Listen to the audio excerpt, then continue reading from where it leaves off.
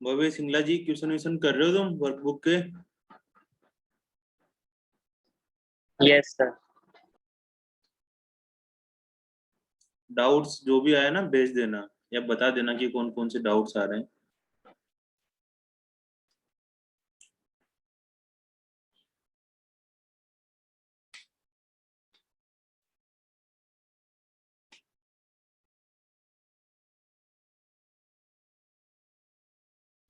चित्रा जी परेशान तो नहीं हो गए इतनी सारी मैथ्स की क्लासेस देख देख के?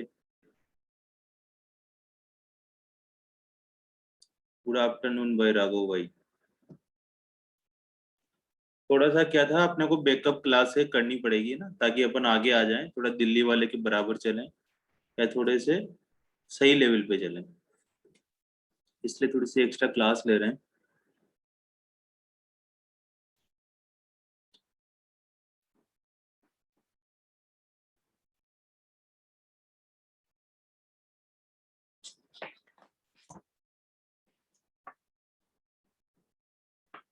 भव्य सिंगला कहाँ तक किया तुमने डीटीएस?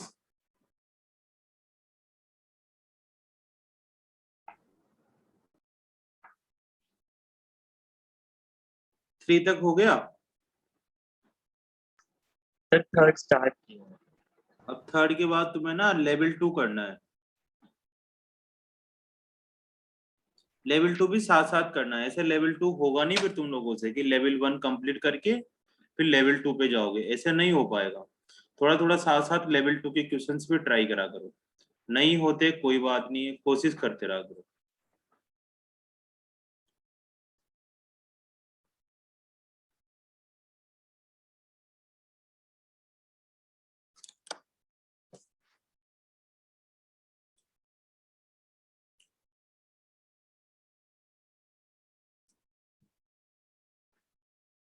तो हम कंटिन्यूटी पढ़ रहे थे, ठीक है। आज मेनली हमारा फोकस रहेगा डिसकंटिन्यूटी पर, ठीक है।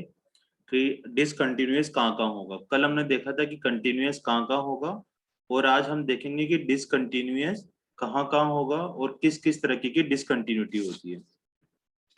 उससे पहले थोड़ा सा रिदम बना लेते हैं, कुछ क्वेश्चंस वगैरह कर लेते हैं, ठीक है ना। टॉपिक का नाम था अपने पास कंटिन्यूटी।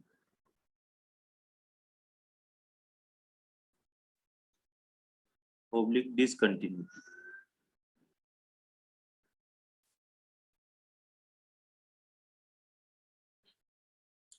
अब कंटिन्यूटी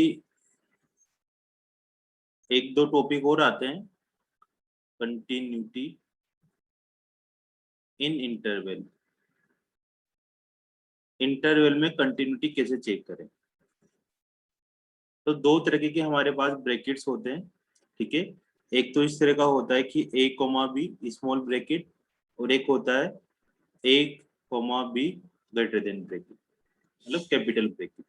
इन दोनों इंटरवल में कंटिन्यूटी कैसे चेक करें।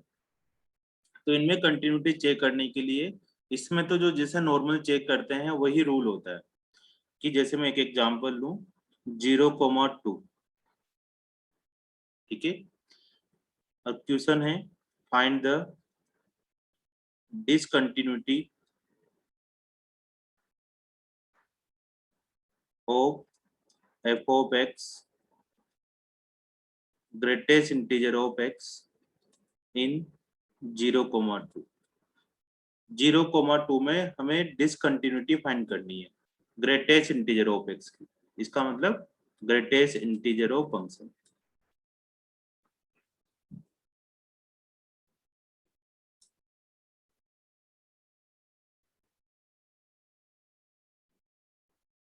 पलक नहीं है आज ना।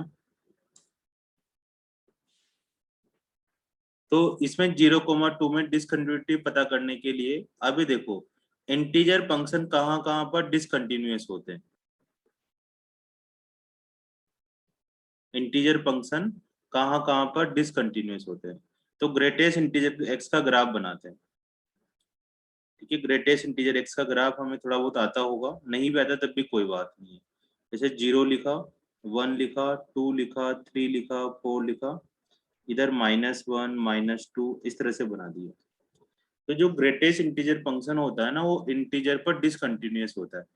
सर कैसे इंटीजर पर डिसकंटिन्यूअस होता है? तो देखो बेटा, 0 पर इसकी वैल्यू 0 होगी, इस ग्रेटेस्ट इंटीजर की वैल्यू 0 होगी। 0 से लेकर 1 के बीच में कोई सी भी वैल्यू पुट करो, सबकी वैल्यू क्या हो रही होगी? 0 ही हो रही होगी। लेकिन 1 पुट करेंगे तो इसकी वैल्यू क्या आ रही होगी? 0 ना आकर 1 आ रही होगी। तो यहाँ से पेन उठाना पड़ गया अपने को, ग्राफ बनाएंगे ऊपर के लिए। अब 1 से 2 का अगर हम ग्राफ देखें तो 1.1 पुट करेंगे तब भी 1 आएगा इसके अंदर, 1.5 पुट करेंगे तब भी 1 आएगा, 1.9 पुट करेंगे तब भी 1 आएगा। मतलब इस पूरे फंक्शन की वैल्यू 1 आने वाली है। अब जैसे मैंने 2 पुट करूंगा तो 2 पुट करते इसकी वैल्यू क्या हो जाएगी अपने पास? 2 हो जाएगी, मतलब ऊपर शिफ्ट हो जाएगा। फिर 2 से 3 तक तो 3 होने वाली है, लेकिन जैसे 3 आएगा तो ये फिर ऊपर की तरफ शिफ्ट हो जाएगा। मतलब ये कहाँ कहाँ पर डिसकंटिन्यूअस हो रहा है? जहां जहां पर इंटीजर आ रहा है, 1 आ रहा है, 2 आ रहा है, 3 आ रहा है, फिर 4 आएगा तब भी डिसकंटिन्यूअस हो जाएगा, फिर ऊपर शिफ्ट हो जाएगा। तो इसका मतलब क्या होता है बेटा, हमें इस बात का ध्यान रखना है कि ग्रेटेस्ट इंटीजर फंक्शन कहाँ पर डिसकंटिन्यूअस होते हैं? इंटीजर्स पर डिसकंटिन्यूअस होते हैं। ठीक है, नोट भी कर सकते हो तुम लोग। Greatest integer function is always discontinuous on integer। Integers पर ये हमेशा क्या होगा? डिसकंटिन्यूअस होगा। जैसे -1 से 0 के बारे में बात करें तो -1 से इसकी वैल्यू कितनी आ रही होगी? -1 आ रही होगी। -2 से -1 के बारे में बात करें तो इसकी वैल्यू -2 आ रही होगी। तो इधर नेगेटिव में भी कहाँ कहाँ पर होगा? जहां जहां इंटीजर आ रहा होगा वहां वहां पर डिसकंटिन्यूअस होता है। ठीक है, इसके साथ साथ ही मैं फ्रैक्शनल पार्ट ऑफ एक्स का ग्राफ भी तुम्हें बना के दिखा देता हूँ, है ना, ये भी यहाँ पर ही खत्म हो जाए। फ्रैक्शनल पार्ट का ग्राफ है ना बेटा, इस तरह से आता है 0 1 2 3 4 5। ये ना लीनियर चलता चलता है, लेकिन जैसे इंटीजर आता है तो ग्रेट इस फ्रैक्शनल पार्ट ऑफ 1 की वैल्यू कितनी हो जाएगी? 0, क्योंकि 1.0 होता है, 1.0 की वैल्यू 0 हो जाएगी। तो इसमें भी जैसे इंटीजर आता है तो ग्राफ टूट जाएगा, पहले तो ऊपर जाता रहता है, फिर अचानक से कहाँ आता है? नीचे की तरफ आता है। नेगेटिव में भी सेम यही हो रहा होगा, -2 पर ये हो रहा होगा, -2 पर भी ये आ रहा होगा, है ना। तो इसका मतलब क्या होता है कि ये जो fractional part of x function होते हैं, ये भी सेम ही कहानी कि ऑलवेज डिसकंटिन्यूअस ऑन इंटीजर्स। ये भी कहाँ पर डिसकंटिन्यूअस होते हैं? इंटीजर्स पे। तो कभी कभी हमें अगर डिसकंटिन्यूटी के बारे में बात करें और इस तरह के फंक्शन आते जाएं, ठीक है, तो हम बोल देंगे कि इन दोनों फंक्शन पर यहाँ पर डिसकंटिन्यूटी होती है। ठीक है, अगर हमारे पास मोड एक्स है, जैसे मैं 4 फंक्शन के बारे में बार बार बात करता था, तो मोड एक्स का ग्राफ ऐसे बनता है, इस तरह से वी शेप का ग्राफ बनता है मोड एक्स का। तो इस फंक्शन को बनाने में हमें कोई पेन उठाने की जरूरत नहीं पड़ी। इसका मतलब क्या होता है? Mode function is always continuous function. Mode function क्या होते हैं? Continuous function. इसमें तो कोई नहीं उठाने की जरूरत नहीं पड़ी अपने को। तो मोड तो फिर अब अपना फेवरेट होने लग गया।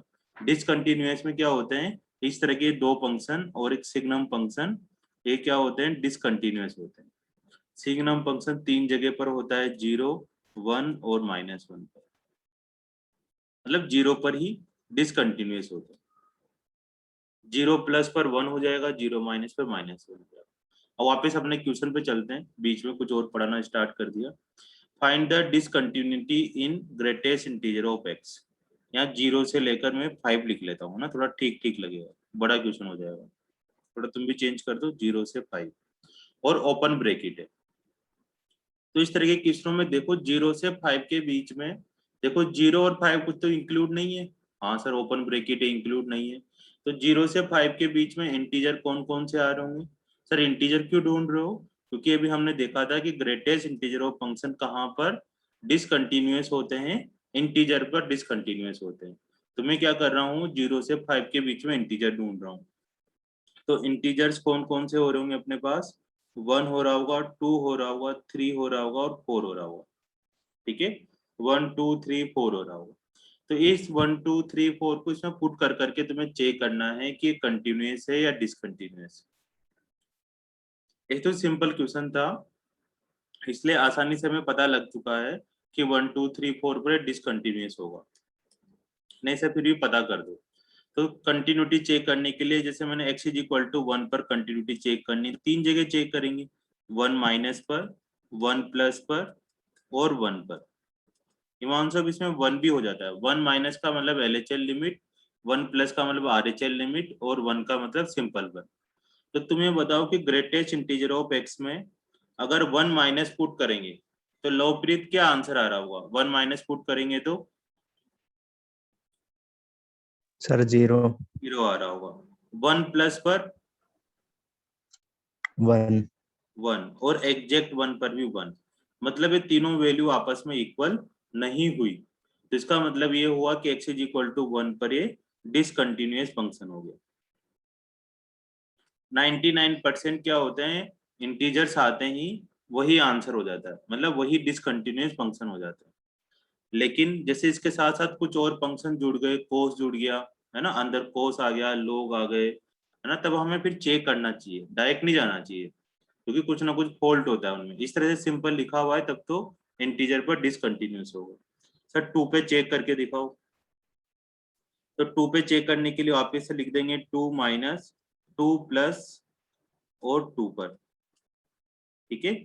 देखो मैंने 0 से 5 था हमारे पास, तो 0 से 5 के बीच में 4 इंटीजर आते हैं, 1 2 3 4, तो हमने चारों इंटीजर पर ही चेक करना है। तो F2 माइनस पर कितना आंसर आ रहा होगा? 1 आ रहा होगा। F2 प्लस पे 2 आ रहा होगा, 2 पे 2 आ रहा होगा, तो फिर ये क्या हो जाएगा? 2 पर डिसकंटिन्यूअस हो जाएगा। इसी तरह से 3 और 4 पर भी क्या हो जाएगा? डिसकंटिन्यूअस। तो हमसे क्वेश्चन पूछते हैं कि 0 से 5 के बीच में कितने नंबर ऑफ पॉइंट पर वो डिसकंटिन्यूअस होगा, या फिर ये भी पूछ सकते हैं कि कहाँ कहाँ पर डिसकंटिन्यूअस होगा। तो कहाँ कहाँ वाले तो क्या करते हैं, ऑप्शन भी देने पड़ेंगे उनको, तो फिर वो क्या करते हैं, बच्चे पुट कर करके चेक कर लेते हैं। तो डायरेक्ट ये पूछने लग गए आजकल कि कितने नंबर ऑफ पॉइंट्स पर डिसकंटिन्यूअस होगा। तो इस केस में कितने नंबर ऑफ पॉइंट पर डिसकंटिन्यूअस होगा? 4 पॉइंट पर नंबर ऑफ डिसकंटिन्यूअस होगा। मैं एक बार फिर से एक्सप्लेन कर देता हूँ ऊपर से। देखो हम आज क्या पढ़ रहे हैं, कंटिन्यूटी इन इंटरवल में पढ़ रहे हैं। इंटरवल का मतलब ए से बी, स्मॉल ब्रेकेट और कैपिटल ब्रेकेट, दोनों में से कुछ भी दे सकता है। ये देगा तब तो सिंपली अपन ने जैसे 0 से 5 में देखना था कि कहाँ डिसकंटिन्यूअस होगा इंटीजर्स, तो ये वाला जो नोट लिखा है तभी अपने माइंड में चलेगा कि ग्रेटेस्ट इंटीजर कहाँ पर डिसकंटिन्यूअस होते हैं, इंटीजर्स पर डिसकंटिन्यूअस होते हैं। तो 0 से 5 के बीच में इंटीजर्स कौन कौन से आ रहे हैं? 1 से 1 2 3 4, 0 और 5 नहीं आ रहा तो इनके बारे में बात भी नहीं करनी। अब 1 2 3 4 निकाल लिया, तो इस पर तुम्हें पुट कर करके चेक करना है कि कहाँ पर डिसकंटिन्यूअस हो रहा है, कहाँ पर कंटिन्यूअस हो रहा है। तो 1 2 3 4 चारों पॉइंट पर डिसकंटिन्यूअस हो रहा है, ठीक है। यहाँ पर हमारे पास है डिसकंटिन्यूअस होता जा रहा है। इक्वल इक्वल नहीं आ रहे ना तीनों, अगर तीनों इक्वल आते तो फिर कंटिन्यूअस बोल देते। अब 3 4 पर भी डिसकंटिन्यूअस होगा। अब सेम क्वेश्चन है कि अगर ये ब्रैकेट ये वाला होता 0 से 5 और फंक्शन होता हमारे पास ग्रेटेस्ट इंटीजर ऑफ एक्स और फाइंड द डिसकंटिन्यूटी, डिसकंटिन्यूटी पता करनी है कि कहाँ कहाँ पर ये डिसकंटिन्यूअस होगा। तो 0 से 5 के बीच में बेटा क्या आ गया? 0 भी आ गया, 5 भी आ गया और 1 2 3 4 भी आ गया। तो x की वैल्यू अब हमारे पास 0 1 2 3 4 और 5, इन सभी पॉइंट्स पे पता करनी है। तो हमें ऑलरेडी पता है कि x इज इक्वल टू 1 2 3 4 पर तो ये क्या होंगे? डिसकंटिन्यूअस होंगे, अभी ऊपर चेक करके आए थे अपन। अब बात आती है 0 और 5 की। तो 0 और 5 में इस बात का ध्यान देना है कि जैसे हम यहाँ पर चेक करने वाले थे F of 0 plus, f of 0 minus, f of 0 plus और एफ ऑफ 0, ऐसे चेक करेंगे हम डिसकंटिन्यूटी। लेकिन इस केस में हमें एफ ऑफ 0 माइनस को नहीं लेना। क्यों नहीं लेना बेटा? क्योंकि यहाँ पर जो 0 आ रहा है वो इधर साइड जा रहा है, मतलब 0 और 0 से बड़ी वैल्यू जा रही है। 0 माइनस का मतलब तो इस तरफ आ गया, जबकि वो तो इन्होंने कहा है कि लेना ही नहीं है हमें 0 माइनस, हमें तो 0 और 0 से ग्रेटर लेना है। तो हमें एफ ऑफ 0 माइनस पे कोई कंटिन्यूटी चेक नहीं करेंगे, हमें केवल बस इतना सा देखना है कि ये दोनों वैल्यू आपस में इक्वल आती है या नहीं आती। इसी तरह से तुम मेरे को अभी चेक करके बताएंगे इसी तरह से मेरे को बताओ कि अगर हमारे पास एफ ऑफ प्लस है ना, एफ ऑफ माइनस और एफ ऑफ 5 हो, तो इनमें से कौन सा वाला हटाएंगे? बताओ, बबे तुम बताओ।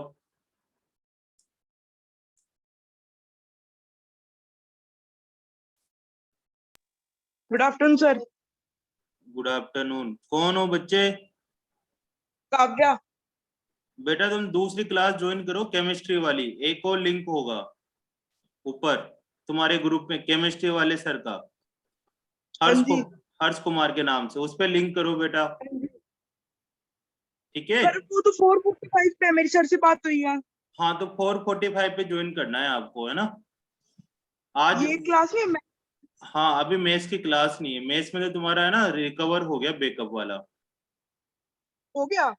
हाँ फिर भी मैं तेरे को ना एक्स्ट्रा क्लास दे दूंगा, कोई दिक्कत नहीं। अगर तेने अटेंड नहीं करा हो ना तो मैं तेरे को 6:30 पे कॉल करूंगा, ठीक है? ओके। ओके।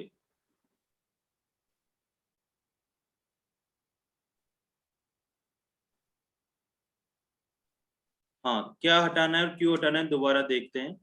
देखो ये 0 से 5 में हम बात कर रहे थे, तो देखो 1 2 3 4 तो इसके बीच में आ रहा है, इनसे तो कोई दिक्कत नहीं है। अब 0 पर है, देखो कि इस ब्रैकेट का मतलब क्या हुआ अपने पास, सिंपल नंबर लाइन है अपने पास, 0 1 2 3 4 5। अब उन्होंने बोला है कि तुम्हें 0 से लेकर 5 तक जाना है, ना 0 के बिल्कुल इधर जाना, ना 0 के 5 के इधर इधर जाना, बिल्कुल नहीं जाना, क्योंकि हमें 0 से 5 पर रहना है। तो देखो हमारे पास 0 पर 3 कंडीशन आई। एक तो 0 प्लस आई, 0 प्लस तो इधर आ जाएगी, और 0 माइनस किस तरफ आएगी? इस तरफ आएगी शिवांगी। अब क्या 0 माइनस हमारे इंटरवल में आ रहा है? बताओ शिवांगी, क्या 0 माइनस हमारे इंटरवल में आ रहा है? No sir. तो क्या 0 माइनस लेना चाहिए? नो नहीं, सर। नहीं लेना। अब इसी तरह से देखो 5 माइनस और 5 प्लस, अब इनमें से कौन सा वाला हमारे इंटरवल में आ रहा है और कौन सा नहीं आ रहा? सर 5 माइनस आ रहा है, 5 प्लस नहीं आ रहा। हाँ तो इसमें से 5 प्लस को हटा देंगे, ठीक है? अगर कुछ नहीं बोला जाता, सिंपल ये बोला जाता कि x इज इक्वल टू 5 पर चेक करो, ये सब कुछ नहीं दिया हुआ होता, तब तो हम तीन चीजें खुद ही लिख लिया करते, 5 प्लस 5 और 5 माइनस, तब तो तीनों पे चेक करते। लेकिन उन्होंने इंटरवल दे दिया। इस इंटरवल का मतलब यही है बेटा कि हमें इस इंटरवल से बाहर नहीं जाना, इनके अंदर अंदर ही रहना है। तो 0 माइनस भी आउटसाइड निकल रहा है, 5 प्लस भी आउटसाइड निकल रहा है, तो इन दोनों माइनस पर हमें चेक नहीं करना, 0 माइनस पर भी चेक नहीं करना और 5 प्लस पर भी चेक नहीं करना। अब 0 प्लस पे चेक करते हैं। 0 प्लस का ग्रेटेस्ट इंटीजर कितना हो जाएगा? 0 हो जाएगा, और 0 का ग्रेटेस्ट इंटीजर 0 हो जाएगा। तो इस फंक्शन पर मतलब x इज इक्वल टू 0 पर ये कंटिन्यूअस होगा, ठीक है? अब 5 माइनस पर कितना हो रहा होगा अपने पास? 4, और 5 पर 5 हो रहा होगा, तो दोनों आपस में कंटिन्यूअस नहीं है, तो x इज इक्वल टू 5 पर डिसकंटिन्यूअस हो रहा होगा।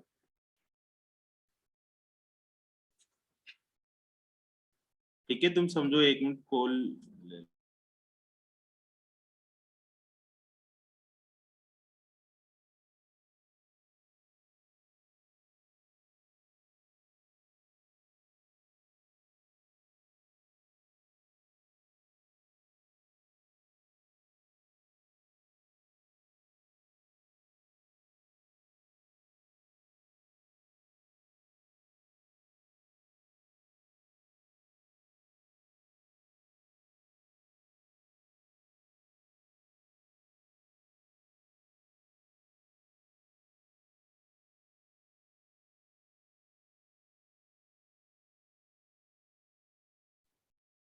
क्या कहना चाह रहे हैं बच्चे? 5 प्लस कैसे आया ना? 5 प्लस में क्या करना है बेटा, जैसे अगर हमें 5 पर इसने या डिसकंटिन्यूटी चेक करनी हो, तो कौन कौन से पॉइंट लेंगे हम लोग? अगर x इज इक्वल टू 3 पर डिसकंटिन्यूटी चेक करनी होती तो 3 पॉइंट लेते हम लोग, 3 माइनस 3 प्लस और 3, 3 पॉइंट लेते। इसी तरह से 5 पर डिसकंटिन्यूटी चेक करनी, तो कौन कौन से 3 पॉइंट आएंगे, 5 माइनस, 5 प्लस और 5। ठीक है, अब 5 प्लस हमें लेना नहीं है। क्यों नहीं लेना? क्योंकि 5 का मतलब होता है 5.00001, मतलब 5 से बड़ा नंबर। अब 5 से बड़ा नंबर तो इस इंटरवल में आ ही नहीं रहा हमारे पास, इसलिए हमने 5 प्लस को हटा दिया। और 5 माइनस का मतलब हमने वैल्यू पुट कर दी ग्रेटेस्ट इंटीजर में, तो 4 आ गया। 5 का मतलब 5 आ गया। ठीक है, तो ये हो गया 5 पर डिसकंटिन्यूअस लेकिन 0 पर कंटिन्यूअस। बताओ भाई शिवांगी, कहाँ से दोबारा बताऊं? सर अब जैसे ये एक बार मतलब 0 पे कॉन्टिन्यूअस आया है और 5 पे मतलब अनइक्वल आया है, तो ये डिसकंटिन्यूअस है या कॉन्टिन्यूअस? 0 पर तो कंटिन्यूअस है, 5 पर डिसकंटिन्यूअस है।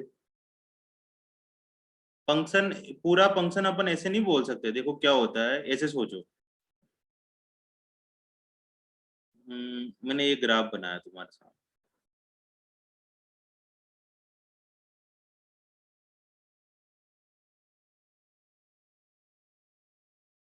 ऐसा कोई ग्राफ है। x की वैल्यू 1 है, 2 है, 3 है, 4 है, 5 है, यहाँ 6 ले लिया, यहाँ 7 ले लिया। अब तुम बताओ 1 पर ये डिसकंटिन्यूअस या कंटिन्यूअस है ग्राफ को देखकर? Sir discontinuous. 6 पर, सर डिसकंटिन्यूअस। 3 पर,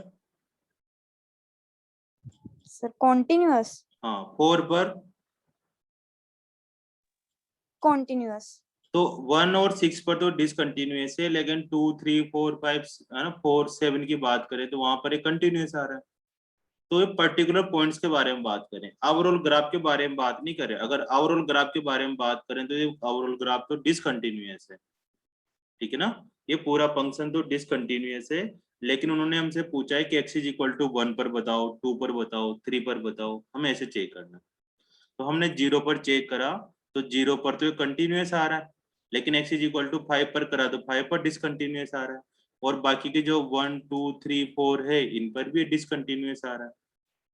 ठीक है, तो ऐसे पॉइंट्स पर चेक करना है, ओवरऑल नहीं बताना कि ओवरऑल ग्राफ कंटिन्यूअस है या डिसकंटिन्यूअस। अगर ओवरऑल पूछा जाता तो ओवरऑल पता करते, है ना। अब इन्होंने तो पॉइंट्स पे पूछा है। अब पॉइंट्स तो इन्होंने दिए हुए ही नहीं थे, हमने कैसे पता करें? क्योंकि हमें पता है कि ग्रेटेस्ट इंटीजर फंक्शन है, तो इंटीजर इंटीजर पर डिसकंटिन्यूटी हो सकती है, और सब जगह पर तो ये कंटिन्यूअस होगा।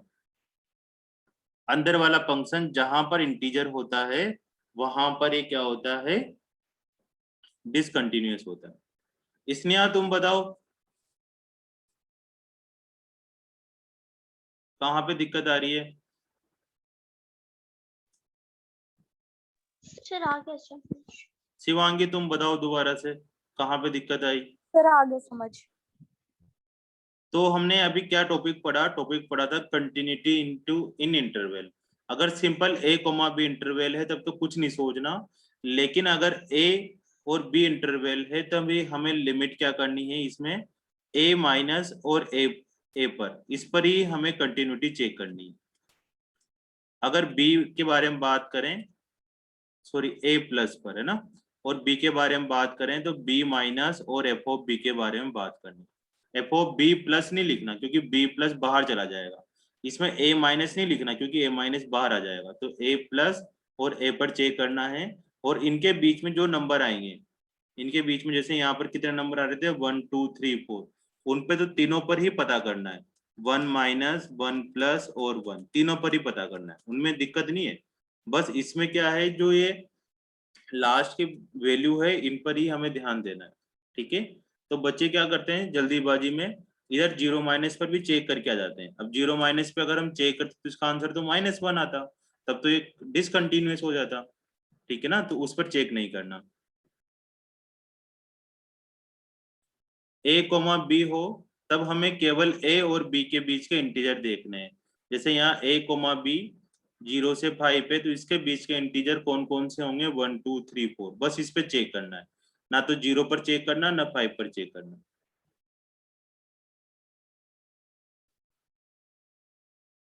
सर 2 मिनट सर, नोट कर लेते हैं, थोड़ा हाँ स्क्रॉल अप कर कर लो, लो। कर लो। ऊपर करो और लिख लो। जिसको नीचे करना है नीचे बता दो, और जिसको इस बीच कोई क्वेश्चन पूछना है तो क्वेश्चन पूछ सकते हो कि सर अभी थोड़ा सा यहाँ से दोबारा समझाओ। जितना तुम पूछोगे ना उतने ज्यादा तुम्हें समझ में आएगा, क्योंकि इन क्वेश्चनों में क्या ना, लिखना कुछ नहीं होता, बोल ज्यादा रहा हूं मैं तो तुम्हें उसी तरह से समझना है। पूछने में कोई दिक्कत नहीं है, जितना पूछोगे उतने अच्छे अच्छे क्वेश्चंस कर पाओगे और मजा भी आएगा। खुद से अंदर से ना ऐसा लगता है कि नहीं बढ़िया एक्सरसाइज करके आए हैं आज। सर एक बार हिमांश, कंटिन्यूटी बता दो। कंटिन्यूटी अभी एक बार बता देते हैं ना। कंटिन्यूटी नीचे बताता हूँ अभी। कंटिन्यूटी में कुछ नहीं करना था, वो लिमिट आती है ना, लिमिट। Yes sir. जैसे x टेंस टू 0 पर तुम्हें वैल्यू निकालनी है। अब 0 का मतलब क्या होता है, दो वैल्यू होती है तेरे पास।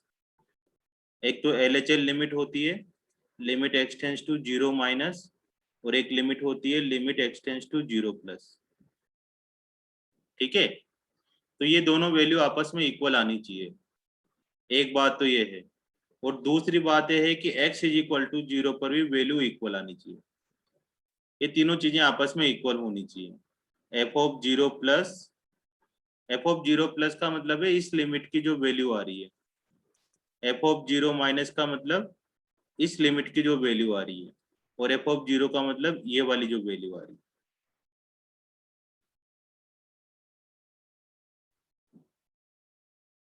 जैसे यहाँ पर एक और फंक्शन लें,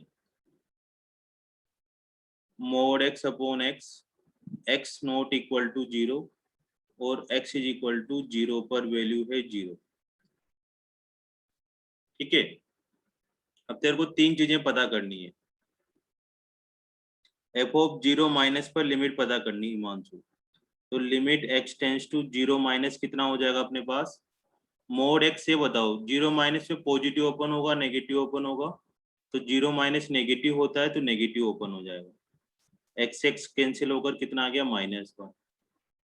0 प्लस पे पता करते हैं, 0 प्लस पे कैसे ओपन होगा, पॉजिटिव, तो x अपॉन एक्स मतलब ये 1 आ गया। और तीसरी बात है f ऑफ 0 पर कौन सी वैल्यू लेंगे, नीचे वाली। x नॉट इक्वल टू 0 पर तो ऊपर वाली वैल्यू लेनी थी। अब 0 माइनस भी 0 नहीं होता, 0 से कम होता है, 0 प्लस भी 0 से ज्यादा होता है, तो ये दोनों वैल्यू आ गई। और 0 पर कितना आ जाएगा, 0। अब तीनों वैल्यू आपस में क्या आ रही है, अनइक्वल आ रही है। अगर तीनों वैल्यू आपस में इक्वल आती तो ये कंटिन्यूअस होता, लेकिन तीनों वैल्यू ही अलग अलग आ रही है। कोई दो भी अलग अलग आए तब भी ये डिसकंटिन्यूअस हो जाएगा।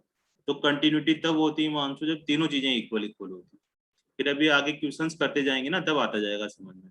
कुछ नहीं करना, जो तूने पढ़ा था वही क्वेश्चन है, बस लिमिट ध्यान रखनी तेरे को।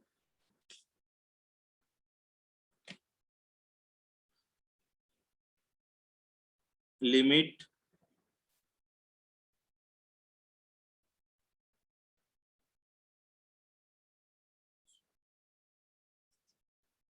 ये बताना है तुम्हें ना, sine x f of x is equal to sine x.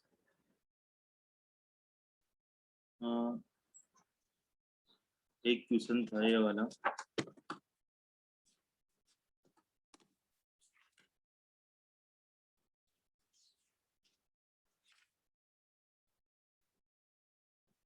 मैं ढूंढता हूँ तब तक तुम ये पता करो, है ना। x इज इक्वल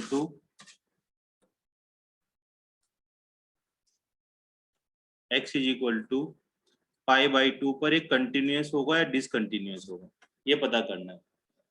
यहाँ पर ग्रेटेस्ट इंटीजर ऑफ x है, तो तुम्हें पाई/2 पे पता करना है कि कंटिन्यूअस होगा या डिसकंटिन्यूअस होगा। तो तुम्हें तीन वैल्यू निकालनी है हिमांशु। पाई/2 माइनस पर क्या होगा ये, पाई/2 प्लस पर क्या होगा ये, और पाई/2 पर क्या वैल्यू देगा। अगर तीनों वैल्यू इक्वल आती है तो ये कंटिन्यूअस होगा, और नहीं आती तो फिर ये डिसकंटिन्यूअस होगा।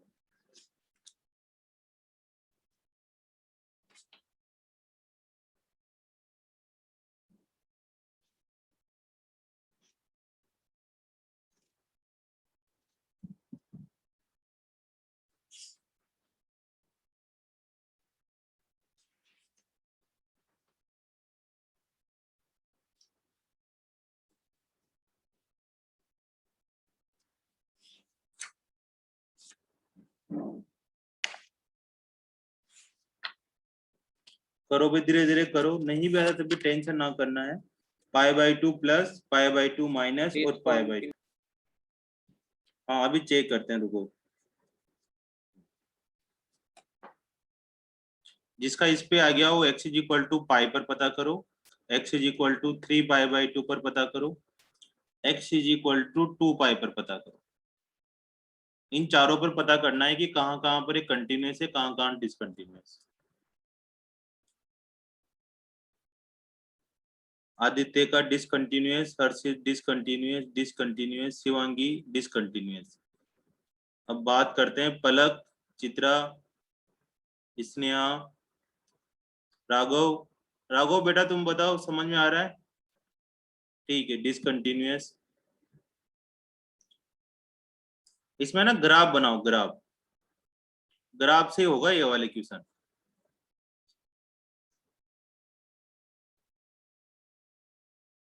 टू पाई तक का ग्राफ बना दिया, ठीक है। यहाँ पर π/2 आता है, यहाँ पाई आता है, यहाँ 3π/2 आता है और यहाँ 2π आता है।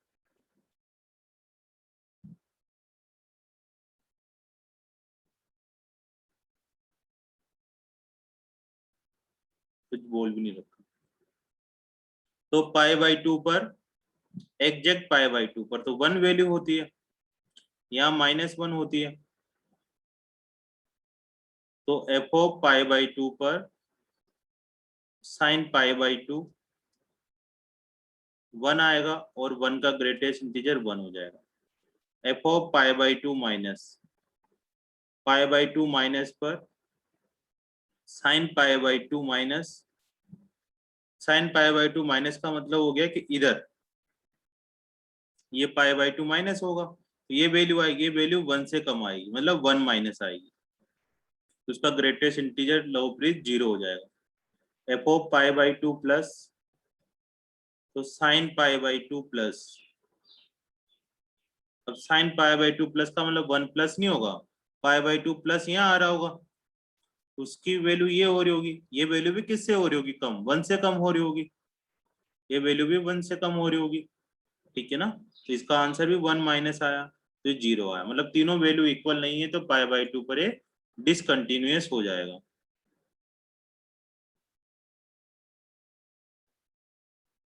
हर्षित राय गलत जवाब है तुम्हारा।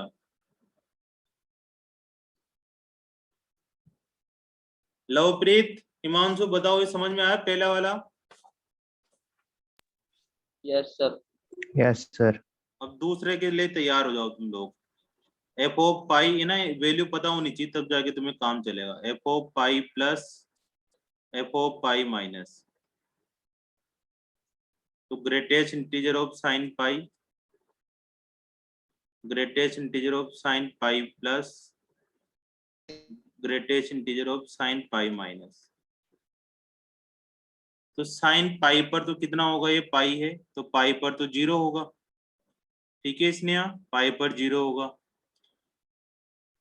पाई माइनस इस जगह आ रहा होगा ब्लू कलर में, तो इसके वैल्यू ये आ रही होगी। अब ये वैल्यू किसके बीच में होती है, ये वैल्यू होती है 0 से 1 के बीच में, ये वाली जो वैल्यू होती है। तो 0 से 1 के बीच में sign pi plus sign pi minus की वैल्यू आ रही होगी, तो 0 से 1 का ग्रेटेस्ट इंटीजर 0 हो रहा होगा, ठीक है। अब पाई प्लस कहाँ आने वाला है, पाई प्लस इस जगह आने वाला है, यहाँ पाई प्लस आने वाला है, पाई से बड़ा नंबर, तो ये वाला ग्राफ आएगा, ये वाला ग्राफ आ रहा होगा। अब इस ग्राफ की वैल्यू क्या हो रही होगी हमारे पास, 0 से -1 हो रही होगी, ठीक है ना, -1 से 0 के बीच में हो रही होगी पाई प्लस पर। तो पाई प्लस पर 0 से -1 हो रही होगी, तो उसका ग्रेटेस्ट इंटीजर कितना हो जाएगा, -1 हो जाएगा। तो ये हो गया अपना डिसकंटिन्यूअस फंक्शन।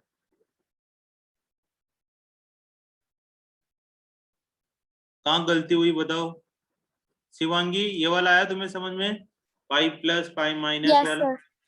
इसने तुम बताओ कहाँ गलत हो गया बेटा? सर इसमें -1 कैसे आएगा 5 पाई प्लस में?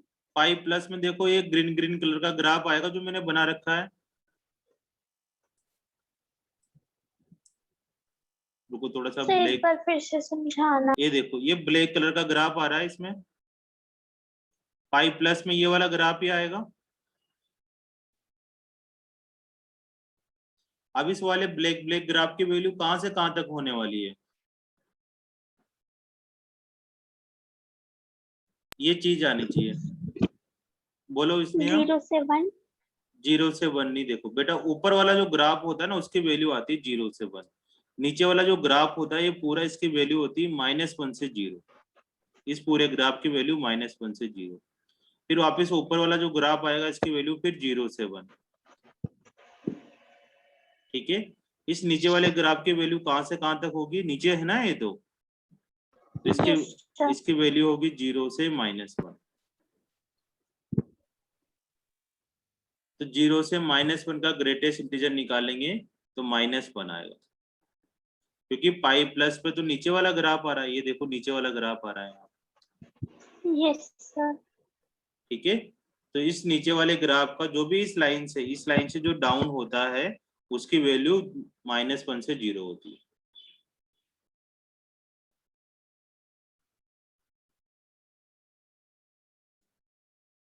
चित्रा π/2 प्लस में क्या करना है, π/2 प्लस में कौन सी वैल्यू आ रही तुम्हारे पास, π/2 प्लस इस जगह आने वाला है, ये ग्रीन ग्रीन कलर का π/2 प्लस था तुम्हारा, इसकी वैल्यू ये आ रही है यहाँ पर। अब इस पॉइंट की वैल्यू होगी तो क्या होगी ये बताओ, इस पॉइंट की वैल्यू क्या होगी, किसके बीच में होगी, क्या एग्जैक्ट 1 होगी या 0 से 1 के बीच में होगी, 0 से 1 के बीच में। अब उसका ग्रेटेस्ट इंटीजर निकालो, कितना आएगा, 0 आएगा, बस 0 लिख दो आंसर। तो तीनों वैल्यू अलग अलग आ रही है तो आंसर डिसकंटिन्यूअस हो गया।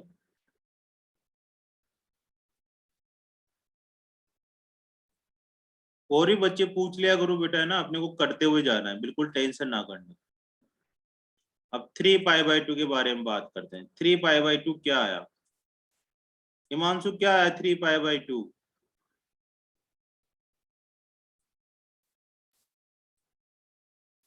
बस तुम्हें वैल्यू चेक करनी है कि कहां से कहां तक आने वाली, और कोई चीजें नहीं है।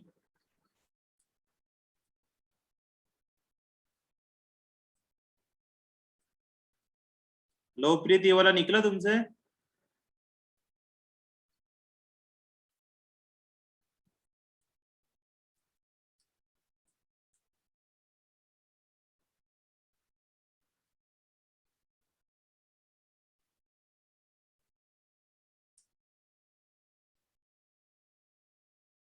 देखो 3π/2 पर एग्जैक्ट वैल्यू कितनी आएगी अपने पास, -1, -1 और 3π/2 माइनस यहाँ आ रहा होगा। अब इसका ग्राफ नीचे जा रहा है तो इस पॉइंट पर वैल्यू कहां से कहां के बीच में आ रही होगी, इस वाले पॉइंट पर। इस वाले पॉइंट पर नीचे वाला ग्राफ तो हमेशा -1 से 0 देता है, एग्जैक्ट -1 तो नहीं आ रहा होगा, और -1 से 0 के बीच का ग्रेटेस्ट इंटीजर कितना होगा, -1 होगा। ये चीज समझ में आ रही है। 3π/2 प्लस यहाँ पर होगा इस जगह पर। अब इसकी वैल्यू ये आएगी, तो ये वैल्यू भी क्या हो रही होगी, -1 से 0 के बीच में, और -1 से 0 के बीच का ग्रेटेस्ट इंटीजर -1, तो हर्षित कुमार एक कंटिन्यूअस ग्राफ होगा।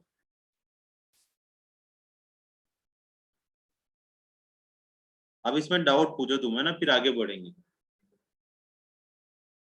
कौन सा वाला समझ में नहीं आया, 3π/2 माइनस में क्या हो रहा होगा, ये 3π/2 से इधर वाली वैल्यू आ रही होगी। अब ये वैल्यू, ये खुद सोचो कि इसका तुम्हें देखना आना चाहिए कि कहां से कहां के बीच में वैल्यू आ रही है, इसकी वैल्यू कहां से कहां के बीच में आ रही है, -1 से 0 के बीच में आ रही है, और -1 से 0 के बीच का ग्रेटेस्ट इंटीजर -1 होगा। इसी तरह से 3π/2 प्लस को भी नीचे लाएंगे तो ये पॉइंट आया। अब इस पॉइंट का नीचे ग्राफ आ रहा है, इसकी वैल्यू भी -1 से 0 के बीच में होगी तो -1 होगा। ठीक है, अब f(2π) का पता करो, 2π प्लस f(2 माइनस),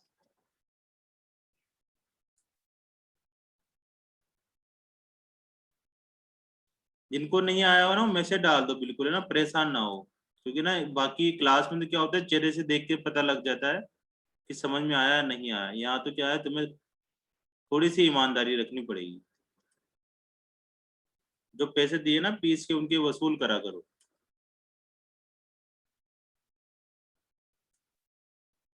अब साइन 2 पाई, एग्जैक्ट 2 पाई पर कितना हो रहा होगा, 0 हो रहा होगा। 2 पाई प्लस इधर आएगा, तो इसने यहाँ तुम बताओ 2 पाई प्लस पर क्या वैल्यू आ रही होगी, कहाँ से कहाँ के बीच में आ रही होगी वैल्यू। सर 0 से 1 के बीच में। बहुत बढ़िया, 0 से 1 का ग्रेटेस्ट इंटीजर कितना हो जाएगा, 0। अब 2 पाई माइनस इस जगह आ रहा होगा, 2 पाई माइनस उसके वैल्यू यहाँ आ रही होगी, तो इसकी वैल्यू कहाँ से कहाँ के बीच में होगी, सर 0 से -1 के बीच में। 0 से -1 के बीच में। ठीक है पलक बेटा, इसकी वैल्यू 0 से -1 के बीच में होगी। 0 से -1 का ग्रेटेस्ट इंटीजर कितना हो जाएगा, -1 हो जाएगा। बस इतना सा देखना है अपने को। तो ये वाला फंक्शन क्या हो जाएगा अपने पास, डिसकंटिन्यूअस फंक्शन हो जाएगा। शिवांगी जी तुम बताओ कहाँ गड़बड़ कर दिया तुमने। सर 2 माइनस में, हाँ 2 तो पाई माइनस में। आया समझ में अब ये 2 pi minus. Yes sir, yes sir. ठीक है चलो।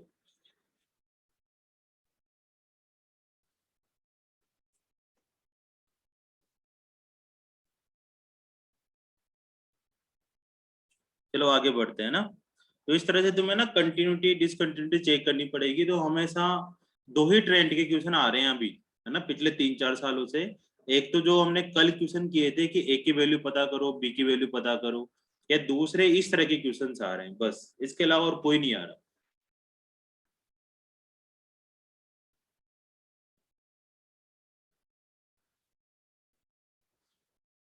चलो और चेक करते हैं, है ना, 47 पे क्वेश्चन करते हैं। क्वेश्चन करने से पहले देख लेते हैं कि x इज इक्वल टू होता है greatest integer of x plus fractional part of x।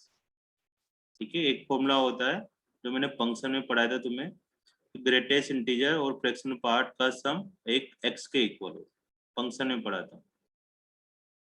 नहीं भी पढ़ाओ, है ना, भूल जाते हैं, इतना सारा पढ़ते हैं फिजिक्स केमिस्ट्री में, तो उसकी जगह फिर अपने को क्या करना है, याद कर लो वापस से, greatest integer of x plus fractional part of x।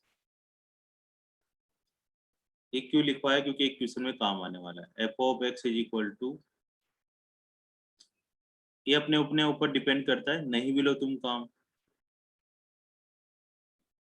Plus fractional part of x minus का 1 divided by 2 fractional part of x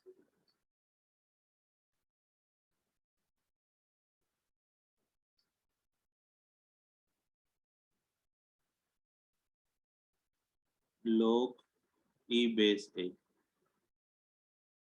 x not equal to 0, x is equal to 0। अब हमें क्या है, हमारे पास 4 ऑप्शन दिए हुए हैं, इनमें से टिक पता करना है कि f of x continuous function है कहाँ पर, 0 पर, है ना। कुछ नहीं बोला, मतलब जहां पर डेफिनेशन चेंज हो रही है ना वहां के बारे में बात कर रहे हैं। दूसरा, F of x is discontinuous है कहाँ पर भाई, जहां पर डेफिनेशन चेंज हो रही है। तीसरा ऑप्शन है limit x tends to 0 plus पर इसकी वैल्यू आएगी, एफ ऑफ एक्स की ए वैल्यू आएगी। चौथा है limit x tends to 0 minus पर वैल्यू आएगी 1 upon log a f of x, 1 upon log a, है ना।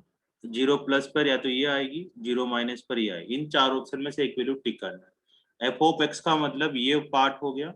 देखो एग्जैक्ट 0 पर तो एफ ऑफ एक्स की वैल्यू कितनी आने वाली, log ए आने वाली एग्जैक्ट 0 पर।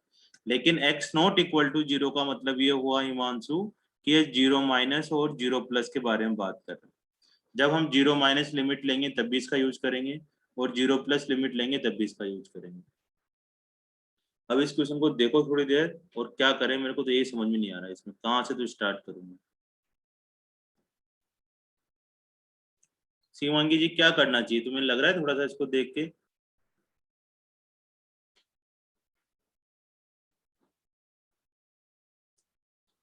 देखो हमें कंटिन्यूअस चेक करना है, तो कंटिन्यूअस में क्या होता है, हमें तीन चीजें चेक करनी होगी, F of zero minus, f of zero plus और एफ ऑफ जीरो। अगर ये तीनों इक्वल आ जाती है तब तो फिर कंटिन्यूअस हो जाएगा, और तीनों इक्वल नहीं आती तो डिसकंटिन्यूअस हो जाएगा, है ना। दो ही बातें, इन दोनों में से कोई ना कोई एक आंसर तो होगा ही होगा। इनका तो फिर भी पता नहीं क्या आ रहा होगा, लेकिन सिंगल करेक्ट ही लिखा हुआ है इसमें।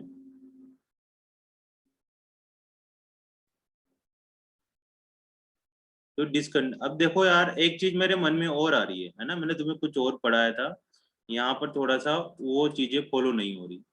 देखो हमने एक चीज पढ़ी थी कि अगर a की पावर में x माइनस वन हो और नीचे x लिखा हुआ हो और limit x tends to zero हो, ठीक है, तो फिर इसका क्या होगा? इसका आंसर तो हमने पढ़ा था कि अगर ये 0/0 फॉर्म होती है तो इसका आंसर तो log ऑफ a होता है। जैसे e की power x minus one upon x का पढ़ा था कि उसका आंसर 1 होता है, इसी तरह से एक ये भी फॉर्मूला पढ़ा था कि अगर कांस्टेंट की पावर x माइनस वन हो तो उसका आंसर log ऑफ a होता है। ये तो डायरेक्ट ऐसे दिख नहीं रहा अपने को कि अरे a की पावर में जो ऊपर लिखा जा रहा है, जो a की पावर में लिखा जा रहा है वही नीचे आ रहा है, यहाँ पर भी नीचे आ रहा है, तो इसका आंसर तो कितना होना चाहिए? log a होना चाहिए। फिर तो दोनों सेम सेम आ गए तो कंटिन्यूअस हो गया। तो ये गलती हमें बिल्कुल भी नहीं करनी, ठीक है, क्योंकि ये जो जितनी भी बातें लिखी जाती है आदित्य दीवान कुमार इन फॉर्मूलों में, ये बात करते हैं पॉलिनोमियल फंक्शन की, ट्रिग्नोमेट्री फंक्शन की, एक्सपोनेंशियल फंक्शन की, लॉगरिथम फंक्शन की। ये उन चार के बारे में बिल्कुल बात नहीं कर रहे, greatest integer, fractional part, mod और सिग्नम, इनके बारे में बिल्कुल भी बात नहीं करते, क्योंकि उनमें लोपिटल रूल नहीं लगता। हालांकि इसमें x की वैल्यू तुम 0 पुट करोगे तो 0/0 फॉर्म बन के आएगी तुम्हारी, बिल्कुल आएगी, लेकिन इसके अंदर ये रूल नहीं लगा सकते। हालांकि अपने दिमाग में चीजें नहीं आई तुम्हारे, जो मैं कहता वैसे वैसे कर लेते, लेकिन जब तुम्हारा खुद प्रैक्टिस करते ना तुम लोग अच्छे से, आज से 10 दिन बाद 20 दिन बाद, तो जरूर दिमाग में आता कि इसको तो डायरेक्टली से लोगों पे लिख दें, ऊपर भी सेम नीचे भी सेम आ रहा है, लेकिन ये इसके लिए नहीं है ना, उन चार के लिए नहीं है, ये बाकी सबके लिए है। तो फिर इस क्वेश्चन में क्या करना पड़ेगा हमें? वही 0 प्लस और 0 माइनस करना पड़ेगा, ठीक है। तो आइए देखते हैं, वापस लिखते हैं क्वेश्चन और वैल्यू लिखना शुरू करते हैं। लिमिट x टेंड्स टू, मैं पहली बात कर रहा हूँ 0 माइनस की, a की power 2 greatest integer of x plus fractional part of x minus का 1 अपॉन 2 की power greatest integer of x plus fractional part of x। अब देखो, जब भी ग्रेटेस्ट इंटीजर वैल्यू आती है या फ्रैक्शनल आता है, इस तरह की मोड आते हैं, इसमें जैसे 0 माइनस पर पहले वैल्यू पता कर लेते हैं कि इसकी वैल्यू होगी क्या, उसके बाद सोल्व करना शुरू करते हैं। तो इसका 0 माइनस पर इसका ग्रेटेस्ट इंटीजर क्या होगा? बताओ हिमांशु, ग्रेटेस्ट इंटीजर क्या होगा 0 माइनस पर? 0 से थोड़ा सा कम, -1। -1, तो ये तो हो जाएगा माइनस का 2। अब फ्रैक्शनल पार्ट में क्या होता है, पॉइंट से बाहर आते हैं, तो माइनस का 0.0000001 रखेंगे 0 माइनस का। अब इसको सोल्व करेंगे ना तो 0.9999 आएगा, तो 0.9999 यहाँ कब तक लिखते जाएं? उसकी जगह में क्या कर रहा हूँ, इस फ्रैक्शनल पार्ट को जो मैंने ऊपर फॉर्मूला लिखा था उसको देख के चेंज कर रहा हूँ कि इस फ्रैक्शनल पार्ट ऑफ x की जगह पर क्या लिखने वाले हैं, x minus greatest integer of x लिखने वाले हैं। फ्रैक्शनल पार्ट की x की जगह क्या लिखने वाले हैं, x minus greatest integer of x। तो यहाँ पर इसकी जगह x minus greatest integer of x लिखती है, ठीक है। अभी फिर सोल्व कर लेंगे, या फिर नहीं सोल्व कर रहे तो पहले इसको ऐसे ऐसा कैसा लिख दो, एज इट इज लिख दो, 2 ग्रेटेस्ट इंटीजर ऑफ x और इसकी जगह लिख दिया x minus greatest integer of x। ऐसा क्यों लिखा? क्योंकि फ्रैक्शनल पार्ट में -0.00 बहुत दूर तक जाते हैं, तो ये वैल्यू यहाँ थोड़ी लिख सकते हैं बेटा इसको। अब इसमें वापस सबसे पहले 0 माइनस पुट कर दो। 0 माइनस केवल उन्हीं में पुट करना है जो चार तरह के फंक्शन होते हैं, उनको ओपन करना होता है, क्योंकि उनका डेरिवेटिव नहीं होता। तो a की पावर में 2 ग्रेटेस्ट इंटीजर ऑफ x की वैल्यू -2 प्लस का x यहाँ पुट करेंगे तो minus minus plus 1 upon same नीचे आ जाएगा -2 प्लस का x प्लस 1। तो इसको सोल्व करने पर कितना है अपने पास x माइनस का 1, यहाँ पर -1 भी है नीचे, डिवाइडेड बाई x माइनस 1 और लिमिट क्या पुट कर दो, limit x tends to 0 minus.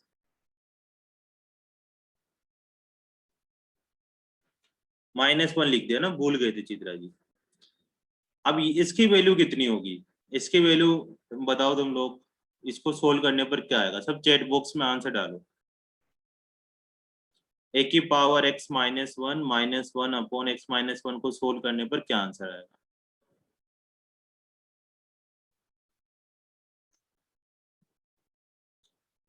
बहुत बढ़िया आदित्य भाई,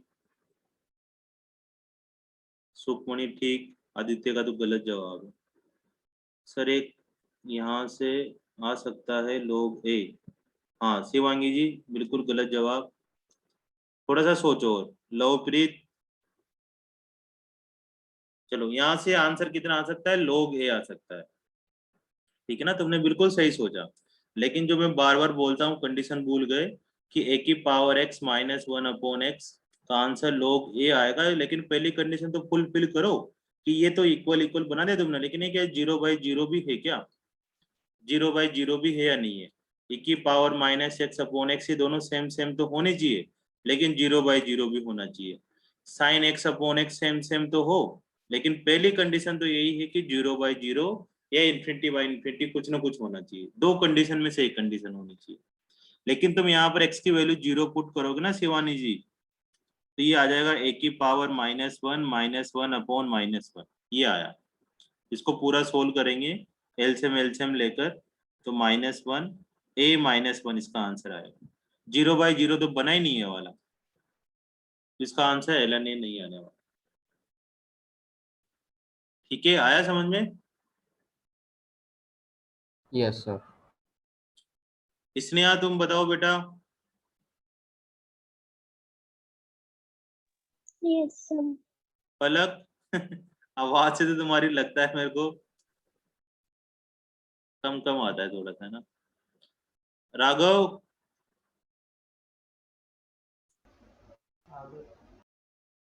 आगे समझे ना, देखो यहाँ पर ln a आंसर नहीं आने वाला है ना, क्योंकि 0/0 बनना था। यही गलतियां करते हो तुम जल्दीबाजी में, और कोई गलतियां नहीं होती।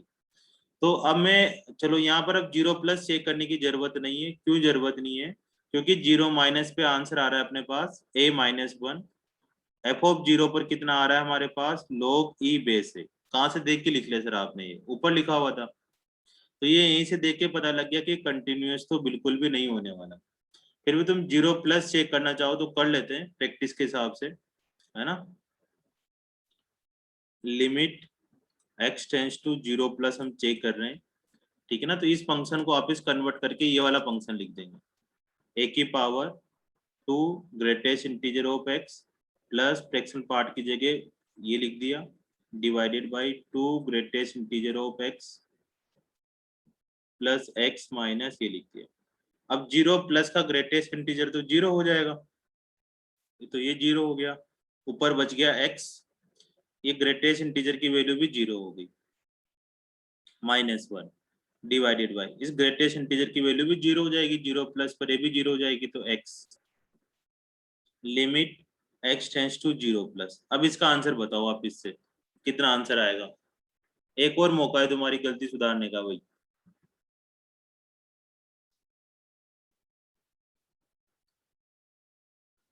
क्या हो गया, a की पावर x -1 अपॉन x, कोई चैट बॉक्स में डाल दें आंसर, लिख लो धीरे धीरे करके।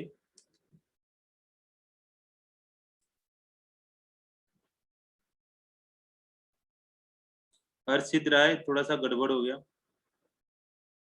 खुशी का ठीक है, सुखमणि का ठीक है, आदित्य का ठीक है, भव्य सिंगला का ठीक है। शिवांगी जी लगाओ जोर लगाओ, चित्रा जी, हिमांशु, पुराना वाला रिवाइज करोगे ना तब जाके बात बनेगी।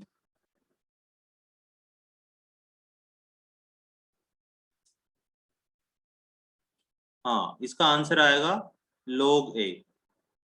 log a बेस e बोल सकते हैं, लेकिन वहां पर तुम्हारा मैं बता रहा हूँ जेई मेंस में log a नहीं लिखा आएगा, ln a लिखा आएगा, है ना। यहाँ तो लिख देते हैं log a, वहाँ ln a लिखा आएगा। ये 0/0 बन रहा है ना। x की वैल्यू 0 पुट करोगे तो a की वैल्यू 0 -1/0, a की पावर 0 का मतलब 1 -1 मतलब 0/0। तो 0/0 फॉर्म बन रही है और दोनों सेम आ रहा है, तो इसको ln a बोल देंगे। तो इसका f ऑफ 0 प्लस का आंसर आया अपने पास ln a। तो तीन चीजें आई, 0 माइनस, 0 प्लस और 0। हिमांशु ऐसे चेक करते हैं, 0 माइनस पे आया हमारे पास a माइनस, 0 प्लस पे आया हमारे पास log a, और 0 पर हमें ऊपर ही दे रखा था log e बेस है। अब इसमें ये वाली वैल्यू इक्वल नहीं आ रही है ना, तीनों इक्वल आनी चाहिए तो ये कंटिन्यूअस होता। तब हम क्या बोल देंगे कि 0 पर ये डिसकंटिन्यूअस है। अब 0 प्लस और 0 माइनस भी इन्होंने वैल्यू गिवन थी, तो 0 प्लस पर भी गलत आ रहा है अपना और 0 माइनस पर भी गलत आ रहा है। हो सकता है कभी कभी मल्टीपल क्वेश्चन हो तो तुम्हें टिक लगाने पड़े।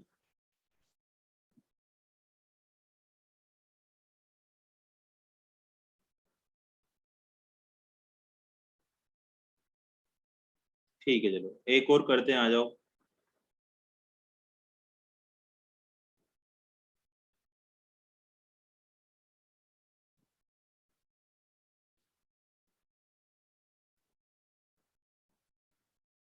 अभी क्या करना, तुम इनवर्स फंक्शन वाले मत करना है ना बिल्कुल भी।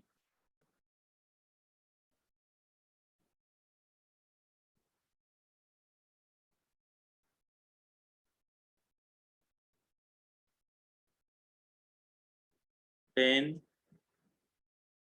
इसमें समझाने वाला तो कुछ लग नहीं रहा मेरे को। 2x माइनस 3 पाई का cube upon 1 plus 2x minus 3 पाई का स्क्वायर। ये ग्रेटेस्ट इंटीजर फंक्शन है।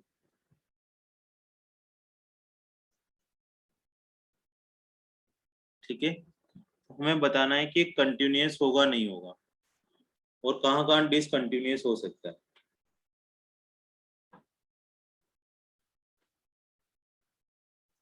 तो ये ग्रेटेस्ट इंटीजर फंक्शन है। देखो इस तरह के क्वेश्चन है ना, बस वैसे उलझाने के लिए दिए जाते हैं। ग्रेटेस्ट इंटीजर फंक्शन हमें पता है कि इंटीजर पर डिसकंटिन्यूअस होगा, तो हमें चेक करना है कि इसमें कब कब इंटीजर्स आने वाले हैं। लेकिन इस क्वेश्चन को देख कर जो लग रहा है कि इतना बड़ा करने की जरूरत ही नहीं है, लेकिन ये चीज पता है हमें कि ये ग्रेटेस्ट इंटीजर फंक्शन है, तो हमेशा क्या देगा, इंटीजर देगा। ठीक है, और नीचे वाले को देख कर भी लग रहा है कि ये हमेशा स्क्वायर देगा, चाहे नेगेटिव हो चाहे पॉजिटिव हो, उसका स्क्वायर आएगा। अब किसी का भी स्क्वायर हुआ और नीचे 1 में ऐड करेंगे उसको, तो कभी भी 0 तो नीचे नहीं आने वाला, ये तो कंफर्म है। क्योंकि ये हमेशा नेगेटिव -1 दे चाहे 0 दे चाहे 1 दे, माइनस का 2 दे, उसका स्क्वायर करने पर पॉजिटिव आएगा। पॉजिटिव में +1 करेंगे तो कभी भी नीचे 0 नहीं आएगा। मतलब ये 0/0 वाली कंडीशन कभी नहीं बनने वाली, इन्फिनिटी वाली कंडीशन भी नहीं बनने वाली। ठीक है, और दूसरी बात, ये जो मैंने एलो एलो करा है, ये ऑलवेज इंटीजर देगा, ऑलवेज इंटीजर देगा। ऑलवेज इंटीजर देने का मतलब है कि 1 देगा, 2 देगा, 3 देगा, -1 देगा, -2 देगा, -3 देगा, इस तरह की वैल्यू देगा, है ना। क्यूब भी पकड़ा देगा, ठीक है ना, जैसे 3 का क्यूब 27 दे दे, 2 का क्यूब 8 दे दे। लेकिन यहाँ पर एक चीज देखो कि आगे पाई से मल्टीप्लाई हो रहा है।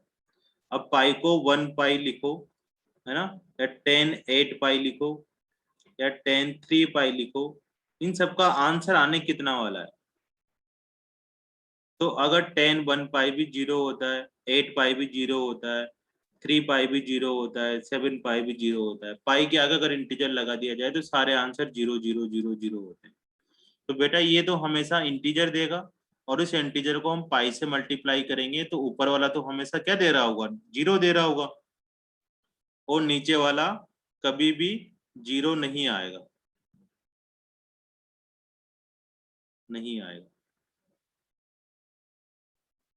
ठीक है, क्यों नहीं आएगा ये बता ही दिया मैंने तुम्हें, क्योंकि नेगेटिव भी आ रहा होगा तो इसका स्क्वायर करने पर पॉजिटिव हो जाएगा। तो ऊपर 0 आ रहा है और नीचे कोई वैल्यू आ रही है, 2 आ जाए, 5 आ जाए, 7 आ जाए, तो 0/7 0/5 की वैल्यू कितनी होने वाली है? 0 होने वाली है।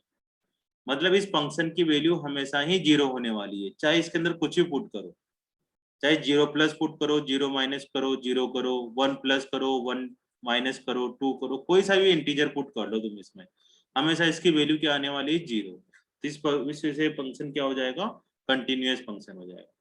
तो तुम इस चीज को देखा करो, है ना, बहुत सी बार ऐसे लिखा होता है, जैसे यहाँ पर साइन पाई लिखा हुआ है, इस पे रहते हैं, आगे नहीं जाते। ऑलवेज इंटीजर फंक्शन आ गया, इंटीजर को किसी पाई से मल्टीप्लाई करने पर उन सभी 10 की वैल्यू क्या होती है? 0। तो ऊपर तो 0 आ जाएगा और नीचे कभी भी 0 नहीं आ सकता, तो 0 डिवाइडेड बाय समथिंग मतलब 0 आंसर आ जाएगा। चलो पूछो, इसमें कुछ क्वेश्चन पूछना है? शिवांगी जी, स्नेहा, चित्रा, लवप्रीत, तुम बताओ। No sir. ठीक है ना, ये तो कोई ठीक सा ही क्वेश्चन था, मतलब इतना कुछ चेक करने वाला नहीं था दिमाग। एक और करते हैं ना, फिर थोड़ा सा डिसकंटिन्यूटी के बारे में बात करेंगे। sin 3x plus a sin 2x, थोड़ा बड़ा सा रहा है, b sin x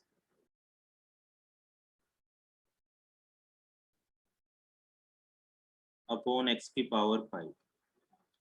ठीक है, इन्होंने बोला है कंटिन्यूअस है, continuous at x is equal to 0, each continuous at x equal to 0, find a plus b plus f of 0, इसकी वैल्यू पता करनी। मतलब तुम्हें f ऑफ 0 की वैल्यू भी पता करनी है, a की वैल्यू भी पता करनी है, b की वैल्यू पता करनी है, और x टेंड्स टू 0 पर पता करनी है। तो हमें पता है कि यार अपन 0 माइनस पता करें, 0 प्लस पता करें, वो किसके इक्वल आने वाला है? f ऑफ 0 के इक्वल आने वाला है। ठीक है, तो तुम 0 माइनस पुट कर लो या 0 प्लस कर लो या 0 कर लो, है ना। देखो इसमें 0 क्यों नहीं पुट कर रहे अपन? क्योंकि अगर मैंने x की वैल्यू डायरेक्ट 0 पुट करी इसमें, तो 0 पुट करते हैं, साइन 3 कितना हो जाएगा? 0, a इंटू साइन 0 0 हो जाएगा, b इंटू साइन 0 0 हो जाएगा, और x की पावर 5 भी 0, मतलब 0/0 फॉर्म बन रहा है। तो इसको सोल्व करके जो आंसर आएगा वो f ऑफ 0 की वैल्यू हो जाएगी, और साथ के साथ हमने a और b की वैल्यू पता करनी है। ऐसे पहले भी क्वेश्चन किए थे अपन ने, उसी को देख के करेंगे, इसकी भी जरूरत नहीं है ना। समझना चाहो तो समझ लो, वही 0 माइनस 0 प्लस है और 0, तीनों वैल्यू इक्वल आने का मतलब यही हुआ कि कंटिन्यूअस फंक्शन हो जाएगा। तो इसमें लिमिट लगाते हैं हम लोग, लिमिट x टेंड्स टू 0। अब इस तरह के जो फंक्शन होते हैं ना, साइन वाले, पॉलिनोमियल वाले, उसमें 0 माइनस और 0 प्लस लगाने की जरूरत नहीं है, इसमें तुम डायरेक्ट x टेंड्स टू 0 लगा सकते हो, क्योंकि इस तरह के क्वेश्चनों में 0 माइनस और 0 प्लस हमेशा ही इक्वल आता है। ठीक है, इसमें ऑलवेज इक्वल आता है। तो अब इसको सोल्व कैसे करा जाए, तो बताओ भाई। शिवांगी जी, तुम कुछ आइडिया देना चाहते हो?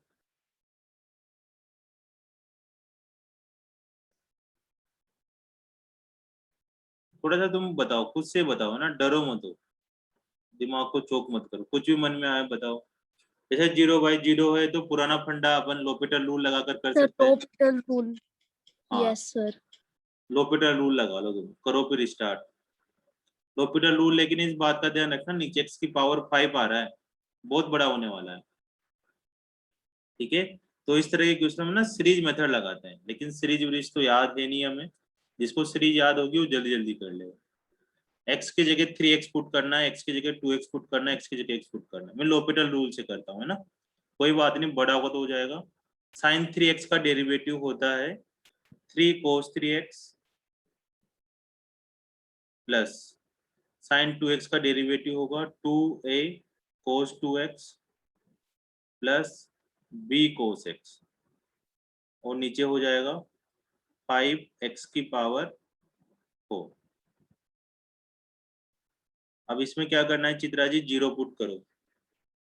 अगला लोपिटल तो तभी लगाएंगे ना जब 0/0 है।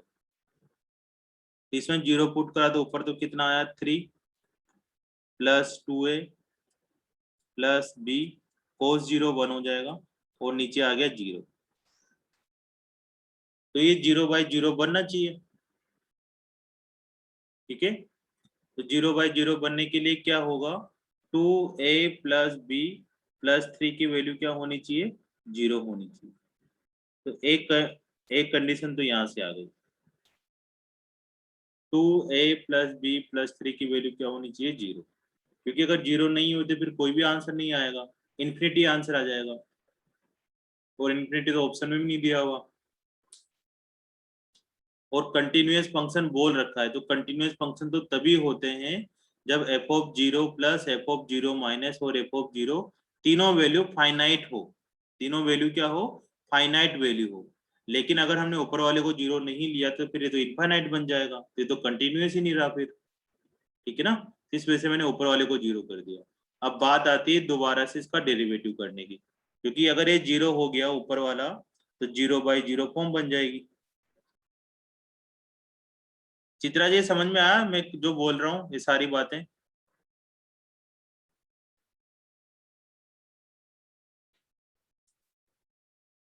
अब इसका फिर से डेरिवेटिव करो। कोस का होता है माइनस साइन 3x और साइन 3x का हो जाएगा 3, तो माइनस साइन 3x हो जाएगा -4a साइन 2x माइनस का b sine x upon 20x³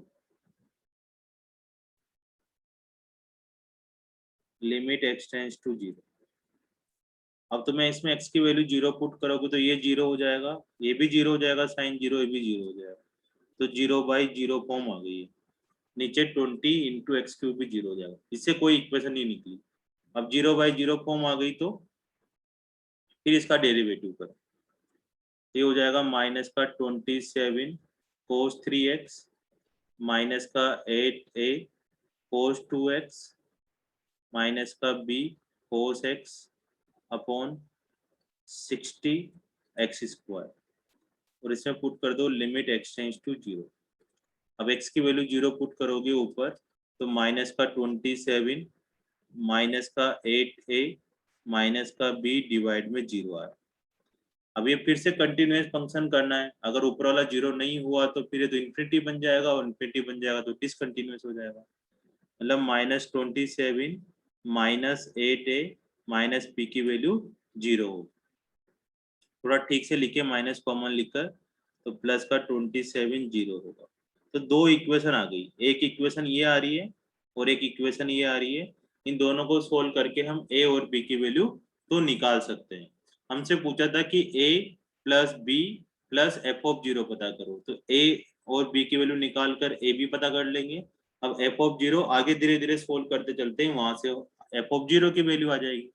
अब इसका फिर 0/0 बन गया, तो फिर इसका डेरिवेटिव कर लो, माइनस का 81 प्लस का 81 साइन 3x प्लस का 16a साइन 2x प्लस का b sine x divided by 120x। अब इसमें लिमिट पुट करोगे तो लिमिट पुट करते हैं साइन 0 हो जाएगा तो 0/0 फॉर्म बन जाएगी। अब फिर 0/0 फॉर्म बन गई तो फिर क्या करो, फिर l'Hopital रूल लगा लो। तो 81 को 3 से करेंगे तो 243 cos 3x plus 32a cos 2x plus b cos x upon 120। अब x की वैल्यू 0 पुट करो, 0 पुट करेंगे तो 243 plus 32a plus b divided by 120। ये आंसर आया, किसका आंसर आएगा ये, लिमिट x टेंड्स टू 0 का। अब इसमें तुम ऊपर वाले इन दोनों इक्वेशन से a और b की वैल्यू निकाल कर यहाँ पर पुट कर दोगे तो इससे इसका भी कोई एग्जैक्ट आंसर आ जाएगा। करते हैं 2a plus b, 2a plus b is equal to -3 और 8a plus b is equal to minus का 27। यही आ रहा है ना तुम्हारा भी, है ना? मेरे को लग रहा है कि कहीं ना कहीं कुछ गड़बड़ ना हो गया हो। ये हो जाएगा माइनस का 6 से, ये हो जाएगा माइनस का 24 प्लस का 24, तो a is equal to -4। a की वैल्यू -4 आ गई, तो किसी भी एक छोटी वाली इक्वेशन में वैल्यू पुट कर दो a की, 2a plus b is equal to -3, कोई इलिमिनेशन मेथड लगाया जो 9th या 10th में पढ़ते हैं। -8 plus b is equal to -3, तो b is equal to 5, a is equal to -4 और b इज इक्वल टू 5। ये वैल्यू यहाँ पुट कर देते हैं अपन। 243 -4 पुट करेंगे तो 128 प्लस का 5 अपॉन 120।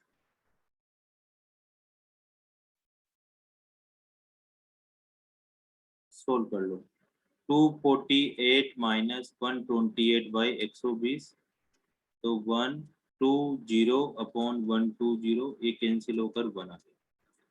ठीक है, तो a plus b plus f of 0, a की वैल्यू -4, b की वैल्यू 5, एफ ऑफ की वैल्यू 1, तो आंसर 2। राघव जी ठीक जवाब। अब कहीं से कोई डाउट हो तो तुम मेरे से पूछ लो कि सर यहाँ से दोबारा समझा दो, मैं फ्री बैठा हूँ। या ऊपर करना है तो ऊपर करवा दो, नीचे करना है नीचे करवा दो। ऊपर से भी एक्सप्लेन कर दूंगा सर, एक बार रिपीट कर दो, जैसे भी तुम्हें ठीक लगे ना तुम पूछ सकते हो।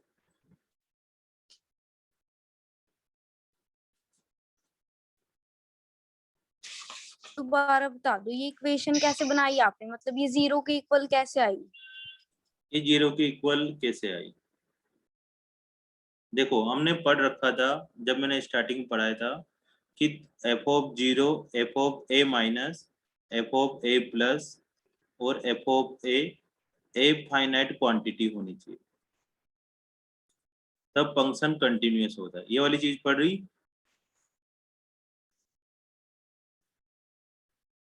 ये वाली जब कंटिन्यूटी पढ़ाई थी तो जो मैंने ग्राफ बनाया था ना, ग्राफ के नीचे ये चीज लिखवाई थी कि इसमें LHL लिमिट, RHL लिमिट और उस पॉइंट पर वैल्यू, तीनों पर क्या होनी चाहिए? फाइनाइट होना चाहिए।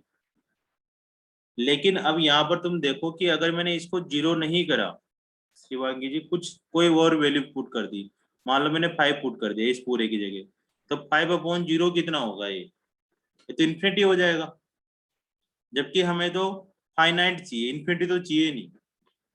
तो फिर अगर मैंने इसकी कोई ना कोई और वैल्यू पुट कर दी 0 के अलावा, तो 0 के नहीं पुट करा तो फिर मैं लॉपिटल भी नहीं कर पाऊंगा, तो आगे का तो कोई प्रोसीजर ही नहीं रहा।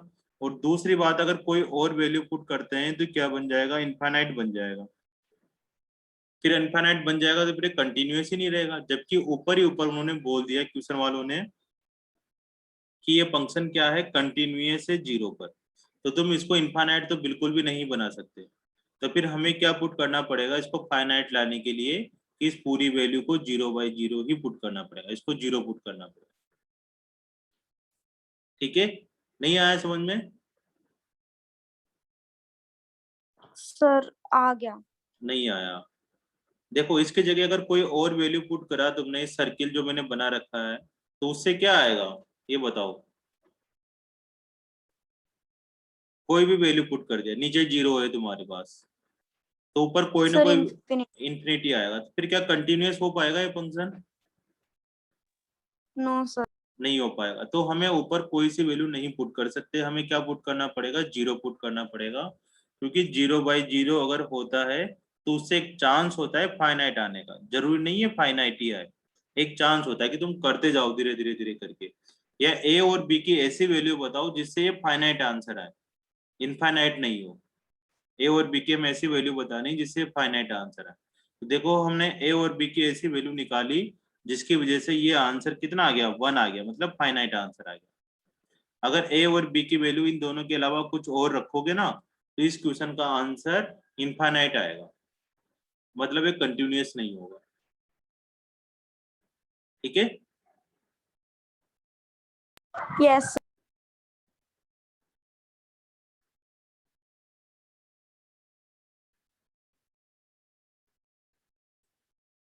कल वाले क्वेश्चनों में हमने यही प्रैक्टिस करी थी कि 0/0 बनाते बनाते ऊपर कभी कभी a-1 आ जाता था।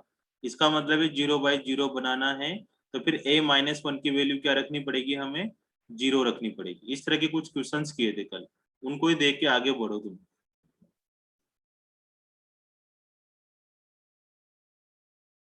और क्वेश्चन की प्रैक्टिस करते चलो, है ना, वर्कबुक में से।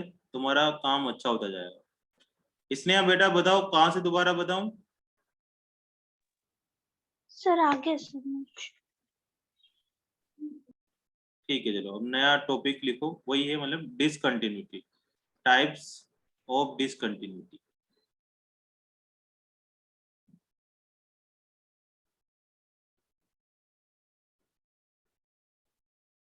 डिसकंटिन्यूटी के टाइप। तो कंटिन्यूटी दो तरीके की होती है मोस्टली। एक तो होती है रिमूवेबल डिसकंटिन्यूटी, रिमूवेबल डिसकंटिन्यूटी। एक होती है नॉन रिमूवेबल या इरिमूवेबल डिसकंटिन्यूटी, जिसको हम रिमूव नहीं कर सकते।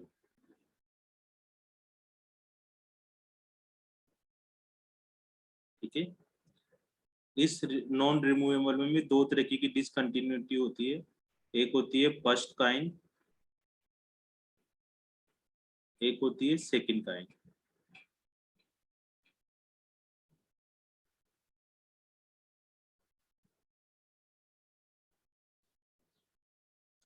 ठीक है ना। अब रिमूवेबल डिसकंटिन्यूटी और नॉन रिमूवेबल डिसकंटिन्यूटी में क्या बेसिक फंडा होता है ना। इसमें क्या होता है कि इसकी LHL लिमिट कैसे लिखें, एफ ऑफ ए माइनस और f of a plus equal होती है हमेशा। ठीक है, LHL is equal to RHL होगा इसके अंदर। देखो रिमूवेबल नॉन रिमूवेबल पहचानने की यही है कि जिसमें LHL RHL मतलब लिमिट क्या हो, एग्जिस्ट करती हो। लिमिट एग्जिस्ट कब करती है, जब उसकी LHL RHL लिमिट इक्वल हो। बस जो वो एफ ऑफ ए लिखा जा रहा है वो पता नहीं कि इक्वल है या नहीं है, एफ ऑफ ए का झंझट है। ठीक है, लेकिन बस उसकी LHL RHL लिमिट तो एग्जिस्ट करती हो। नॉन रिमूवेबल में बस यही फंडा है कि उसकी LHL not equal to RHL, limit does not exist होती है। अगर लिमिट एग्जिस्ट है, डज नॉट एग्जिस्ट, अगर लिमिट एग्जिस्ट है तो रिमूवेबल है, और लिमिट डज नॉट एग्जिस्ट है तो वो नॉन रिमूवेबल है। फिर उसमें दो अलग अलग टाइप के हैं। तो इसके अंदर फर्स्ट काइंड में क्या आता है कि लिमिट डज नॉट एग्जिस्ट हो। डज नॉट एग्जिस्ट का मतलब है इक्वल इक्वल नहीं हो, बट फाइनाइट हो। मतलब एक की वैल्यू 2 आ रही हो, दूसरे की वैल्यू 3 आ रही हो, 5 आ रही हो। सेकंड काइंड में क्या होता है कि लिमिट डज नॉट एग्जिस्ट होगी, ऊपर वाला तो फंडा होगा ही होगा, लेकिन इनफाइनाइट हो, इनफाइनाइट या फिर ओसिलेरी हो। ओसिलेरी का मतलब ये होता है कि कोई फिक्स वैल्यू नहीं आ रही हो, हमें पता तो है कि ये वैल्यू आ सकती है, इसके बीच में वैल्यू आ सकती है, लेकिन फिक्स वैल्यू नहीं आती। ये पूरा का पूरा एक चार्ट है। तो तुमसे कभी कभी पूछा जाता है कि ये किस टाइप की डिसकंटिन्यूटी है, इसके अंदर रिमूवेबल डिसकंटिन्यूटी है या नॉन रिमूवेबल है। तो मेन फंडा है बस ऊपर ऊपर तक ही रहना है। देखो 99% क्वेश्चन इन दोनों में से आते हैं। 99 का मतलब ये नहीं है कि ज्यादा क्वेश्चन आते हैं, इसका मतलब ये है कि हमसे दो बातें ही पूछते हैं बस। ये अंदर तक नहीं पूछते हो कि फाइनाइट है, फर्स्ट काइंड है, सेकंड काइंड है। ये बताओ कि रिमूवेबल डिसकंटिन्यूटी है या नॉन रिमूवेबल है। तो रिमूवेबल में क्या होती है कि लिमिट एग्जिस्ट करती है, लेकिन वो एफ ऑफ ए के इक्वल नहीं होता। सीधा सीधा सा फंडा ये होता है। ठीक है, उसको हम कुछ ना कुछ चीजें चेंज करके सोल्व कर सकते हैं। और नॉन रिमूवेबल में क्या होता है कि limit he does not exist होती है ना। LHL और RHL ही इक्वल नहीं है, तो उसको हम कभी भी हटा नहीं सकते, उस डिसकंटिन्यूटी को कभी भी हटाया नहीं जा सकता। अब उसमें दो तरीके की और डिसकंटिन्यूटी होती है, दो पार्ट और होते हैं, फर्स्ट काइंड और सेकंड काइंड। पहले जो काइंड होता है उसको फाइनाइट बोलते हैं। फाइनाइट क्यों बोलते हैं, क्योंकि उसमें जो लिमिट आ रही है वो फाइनाइट आती है। फाइनाइट का मतलब कोई ना कोई वैल्यू आएगी, ठीक से वैल्यू आएगी। सेकंड काइंड का मतलब इसमें दो तरीके की होती है, एक तो इनफाइनाइट होती है और एक ओसिलेरी होती है। इनफाइनाइट का मतलब हुआ कि जो LHL RHL आ रही है उन दोनों में से कोई ना कोई एक, one oblique both limit infinite होगी, या तो उन दोनों में से एक लिमिट इनफाइनाइट आ रही होगी या दोनों लिमिट ही इनफाइनाइट आ रही होगी। अब जैसे LHL भी इनफाइनाइट आ गया और RHL भी इनफाइनाइट आ गया, इसका मतलब ये नहीं होता कि दोनों लिमिट इक्वल इक्वल आ गई। इस तरह को हम नॉट इक्वल ही बोलेंगे, क्योंकि लिमिट एग्जिस्ट करते वक्त इस बात का भी ध्यान रखना होता है कि LHL RHL इक्वल तो आए, लेकिन वो क्या आना चाहिए, फाइनाइट आना चाहिए। अगर वो इनफाइनाइट आती है तो फिर डज नॉट एग्जिस्ट बोल देंगे या फिर अनडिफाइंड बोल देंगे। जो भी ऑप्शन होगा वो टिक लगा देगा, ठीक है। दोनों ऑप्शन नहीं आते, अनडिफाइंड भी आ जाएगा, डज नॉट एग्जिस्ट भी आ जाएगा, ऐसा नहीं होता। तो डज नॉट एग्जिस्ट लगाना है या अनडिफाइंड लगाना है, ठीक है। तो ये फोटो बना लो, फिर आगे मैं डिटेल लिखवाता हूँ, है ना। इसमें ज्यादा क्वेश्चंस नहीं आते, मतलब तुम्हें पता होना चाहिए कि किसको रिमूवेबल किसको नॉन रिमूवेबल बोलते हैं। तो सबसे पहले पढ़ लेते हैं अपन। इसमें भी थोड़ा सा और दो पार्ट बना देता हूँ मैं, ठीक है ना, अगर और अंदर डिटेल में जाना है। मिसिंग डिसकंटिन्यूटी और आइसोलेटेड डिसकंटिन्यूटी। आइसोलेटेड डिसकंटिन्यूटी, इसके भी दो पार्ट होते हैं।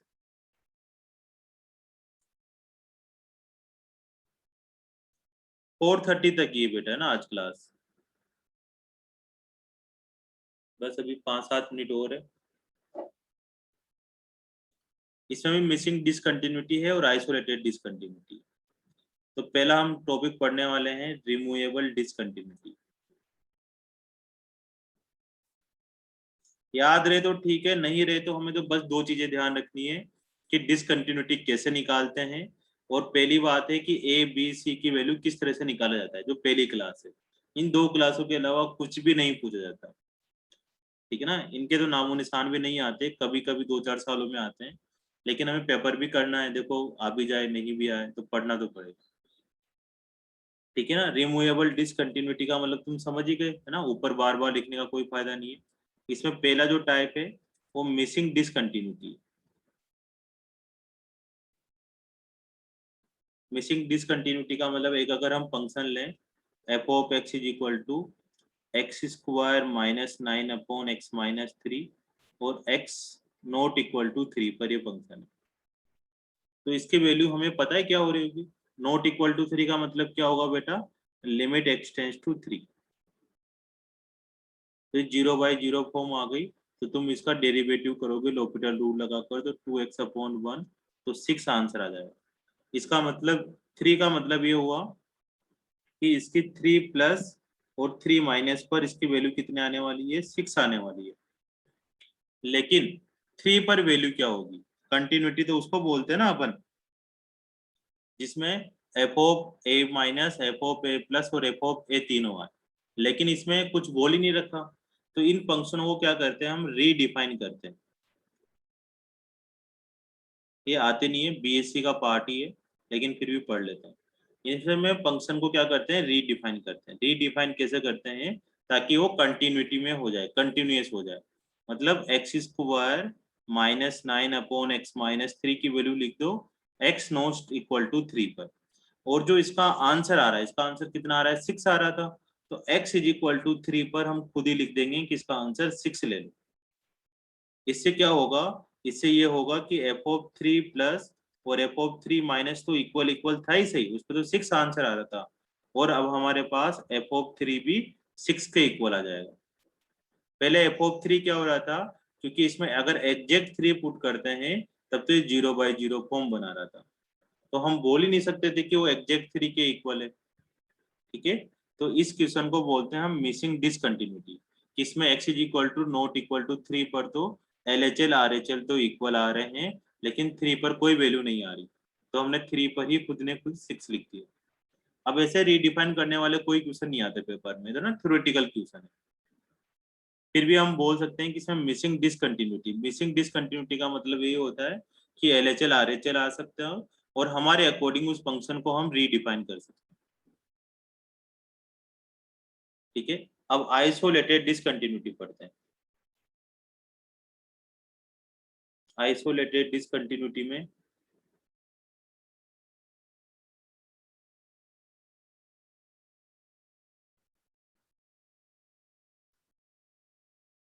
आइसोलेटेड, ज्यादा है ना, डीपली में नहीं जाना, आइसोलेटेड डिसकंटिन्यूटी।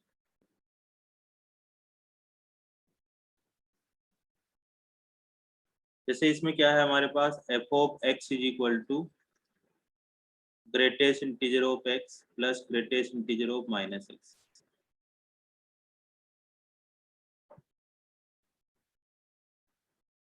ठीक है, अब इसमें तुम चेक करो ना, अब इंटीजर है तो इंटीजर पे चेक कर लेते हैं। जैसे मैंने x इज इक्वल टू 0 पर चेक करा, है ना, x इज इक्वल टू 0 पर वैल्यू चेक करो उसकी लिमिट लगाकर, क्या क्या आंसर आ रहा होगा।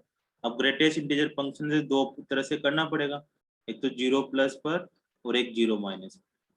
फिर 0 पर हम डायरेक्ट वैल्यू पुट कर लेंगे इसमें, तो 0 प्लस पर क्या आंसर आ रहा होगा। आदित्य तुम बताओ, 0 प्लस पर इसका क्या आंसर आ रहा होगा, पहले वाले का 0। 0, और 0 प्लस पे इसका क्या आंसर आ रहा होगा। किसका सर, दूसरे वाले का? दूसरे वाले का। 0 इसमें -1। इसमें 0 प्लस पुट करा, इसमें -0 प्लस पुट करा, है ना, माइनस है तो 0 प्लस का तो 0 आ जाएगा। अब 0 प्लस तो पॉजिटिव वैल्यू है ना, 0 प्लस का मतलब तो हुआ 0.0001, लेकिन आगे माइनस भी लगा हुआ है, जिसमें से इसका आंसर आ जाएगा -1, तो फाइनल आंसर -1। अब 0 माइनस इसमें पुट करते हैं, -0 माइनस, है ना, 0 माइनस का मतलब -0.0001, 0 माइनस का मतलब -0.00001,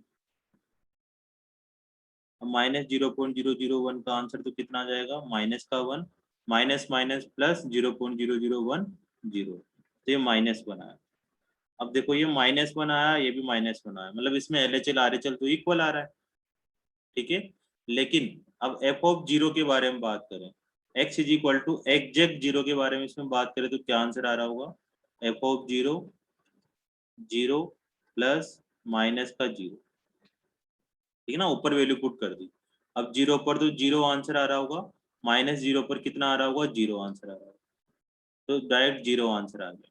मतलब इसमें -1 और -1 लिमिट तो एग्जिस्ट कर रही थी, लेकिन एग्जैक्ट 0 पर 0 आंसर नहीं आ रहा, तो इसको बोल देंगे हम लोग आइसोलेटेड डिसकंटिन्यूटी। आइसोलेटेड डिसकंटिन्यूटी का मतलब ये हो रहा है बेटा कि इसमें अपन चाहकर भी कोई दूसरी वैल्यू रीडिफाइन नहीं कर सकते, फिक्स वैल्यू आएगी। ठीक है, तो इस तरह के फंक्शनों को, जैसे इसमें क्या हो रहा था, इसमें तो 0/0 फॉर्म बन रही थी, इसमें तो 0/0 फॉर्म बन जाए और LHL RHL आ जाए तो उसको बोल देंगे हम मिसिंग डिसकंटिन्यूटी। लेकिन जिसमें LHL RHL इक्वल आ रहा हो और एग्जैक्ट वैल्यू पर कोई दूसरी वैल्यू आ रही है, एफ ऑफ 0 माइनस और एफ ऑफ 0 प्लस तो आ रहा है, लेकिन एफ ऑफ 0 कोई दूसरी वैल्यू आ रही है, तो उसको बोल देंगे हम आइसोलेटेड डिसकंटिन्यूटी। ठीक है, नॉन रिमूवेबल के फिर अब कल एग्जांपल देखेंगे। ठीक है ना, इसमें दो तरीके की होती है, limit does not exist, finite, infinite और ऑसिलेट। और जो नेक्स्ट क्लास होगी वेडनेसडे के दिन, उसमें हम क्या करने वाले हैं, डिफरेंशिएबिलिटी स्टार्ट करेंगे। दोबारा से बता देता हूँ, इसमें हमने टाइप्स ऑफ डिसकंटिन्यूटी पढ़ी थी, तो दो तरीके की होती है, एक रिमूवेबल और एक नॉन रिमूवेबल। रिमूवेबल में क्या होता है बेटा कि LHL RHL इक्वल होना चाहिए और एफ ऑफ ए की वैल्यू कुछ और आ रही हो, है ना, या तो इनके इक्वल आ जाए या फिर कुछ और आ रही हो, तो उसको बोल देंगे रिमूवेबल डिसकंटिन्यूटी। बस तुम्हें इस बात का ध्यान रखना है कि लिमिट एग्जिस्ट होनी चाहिए। दूसरी बात है नॉन रिमूवेबल। नॉन रिमूवेबल में क्या होता है कि LHL RHL इक्वल नहीं आता, लिमिट डज नॉट एग्जिस्ट होनी चाहिए, उसको नॉन रिमूवेबल बोलते हैं। बस इतनी सी दो बातें पूछते हैं। फिर इसमें दो तरीके की काइंड आती है कि फर्स्ट काइंड सेकंड काइंड, मतलब फर्स्ट टाइप और सेकंड टाइप। काइंड का मतलब फर्स्ट टाइप सेकंड टाइप। अब इसमें एक फाइनाइट आएगा, फाइनाइट का मतलब है कि लिमिट तो डज नॉट एग्जिस्ट हो, लेकिन उनकी वैल्यू कोई ना कोई आ रही हो, जैसे LHL की 3 आ रही हो, RHL की 4 आ रही हो। लेकिन सेकंड काइंड में क्या है, लिमिट इनफाइनाइट आ रहा हो या फिर ओसिलेरी आ रहा हो। जैसे ओसिलेरी का मतलब था साइन इन्फिनिटी आ रहा है केवल, और कुछ नहीं आ रहा।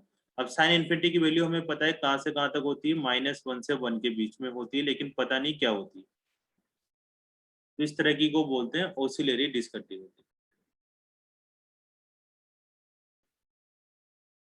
आज की क्लास की मैं रिकॉर्डिंग भी भेज दूंगा, है ना।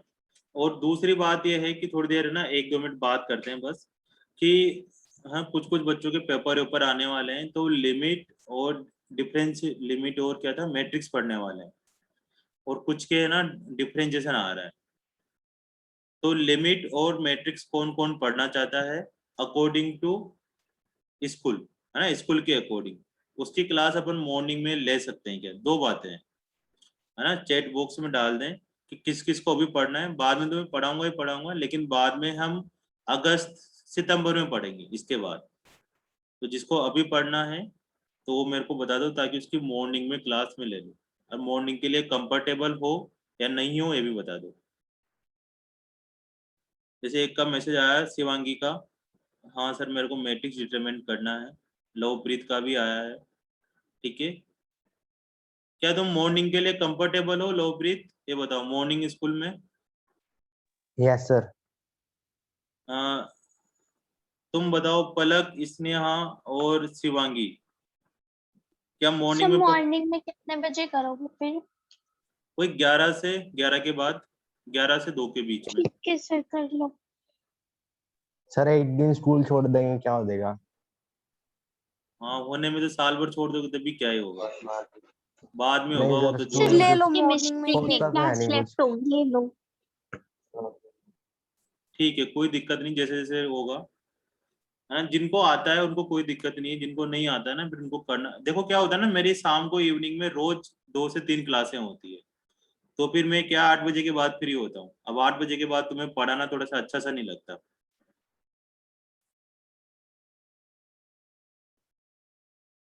मेरे को कॉल करो तुम, आज आज ना करो कल कॉल कर लो, है ना, या फिर आज करो तो 8:30 के बाद करना, 8:30 से 9 o'clock।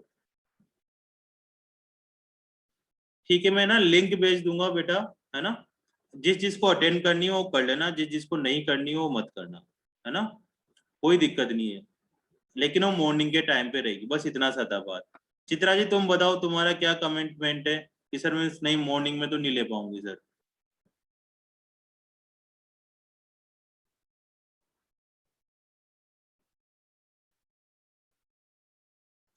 मेरे पेपर तो हो गए, अब कोई जरूरी नहीं है सर। मॉर्निंग में बेटा 11 बजे के बाद लेंगे, और उस दिन लेंगे जिस दिन आप तुम लोगों की शाम को क्लास नहीं होगी, ठीक है ना। जिस दिन तुम्हारी शाम को कोई क्लास नहीं होगी उस दिन मॉर्निंग में लेंगे, ताकि क्लास का बर्डन ना पड़े। वही 1.5 से 2 घंटे की क्लास होगी, ठीक है। तो अगर मैं फ्री रहा तो कल लेंगे, कल ट्यूसडे है, या फिर थर्सडे के दिन लेंगे, दोनों में से किसी न किसी एक दिन लेंगे। 2 या 3 क्लासों में तुम्हारे दोनों चैप्टर कंप्लीट हो जाएंगे, ठीक है। और जो भी क्लास का टाइम होगा वो सुबह 11 बजे से 2 बजे के बीच में ही होगा। 11 से 1 हो सकता है, 12 से 2 हो सकता है, ठीक है ना, बस यही टाइम रहेगा। ठीक है चलो बच्चों मिलते हैं, और मॉड्यूल और वर्कबुक जरूर करें, ठीक है। और एक बात और पूछनी थी, कल 3 क्वेश्चन दिए थे वो करे तुम लोगों ने? Yes sir. Yes sir. आए उनके answer? Yes sir. Yes sir. अच्छा क्या क्या आंसर आए थे कि एक बार भेजना तीनों के। राघव आज केमिस्ट्री की क्लास नहीं है, आज केवल मैथ्स की क्लास ही थी। लिंक नहीं आया होगा तो नहीं होगी आई थिंक। चलो देख लेना, कोई डाउट हो तो पूछ लेना उन 3 क्वेश्चनों में ना, कोई बात नहीं, मैं कल आंसर भेज दूंगा उसके ना।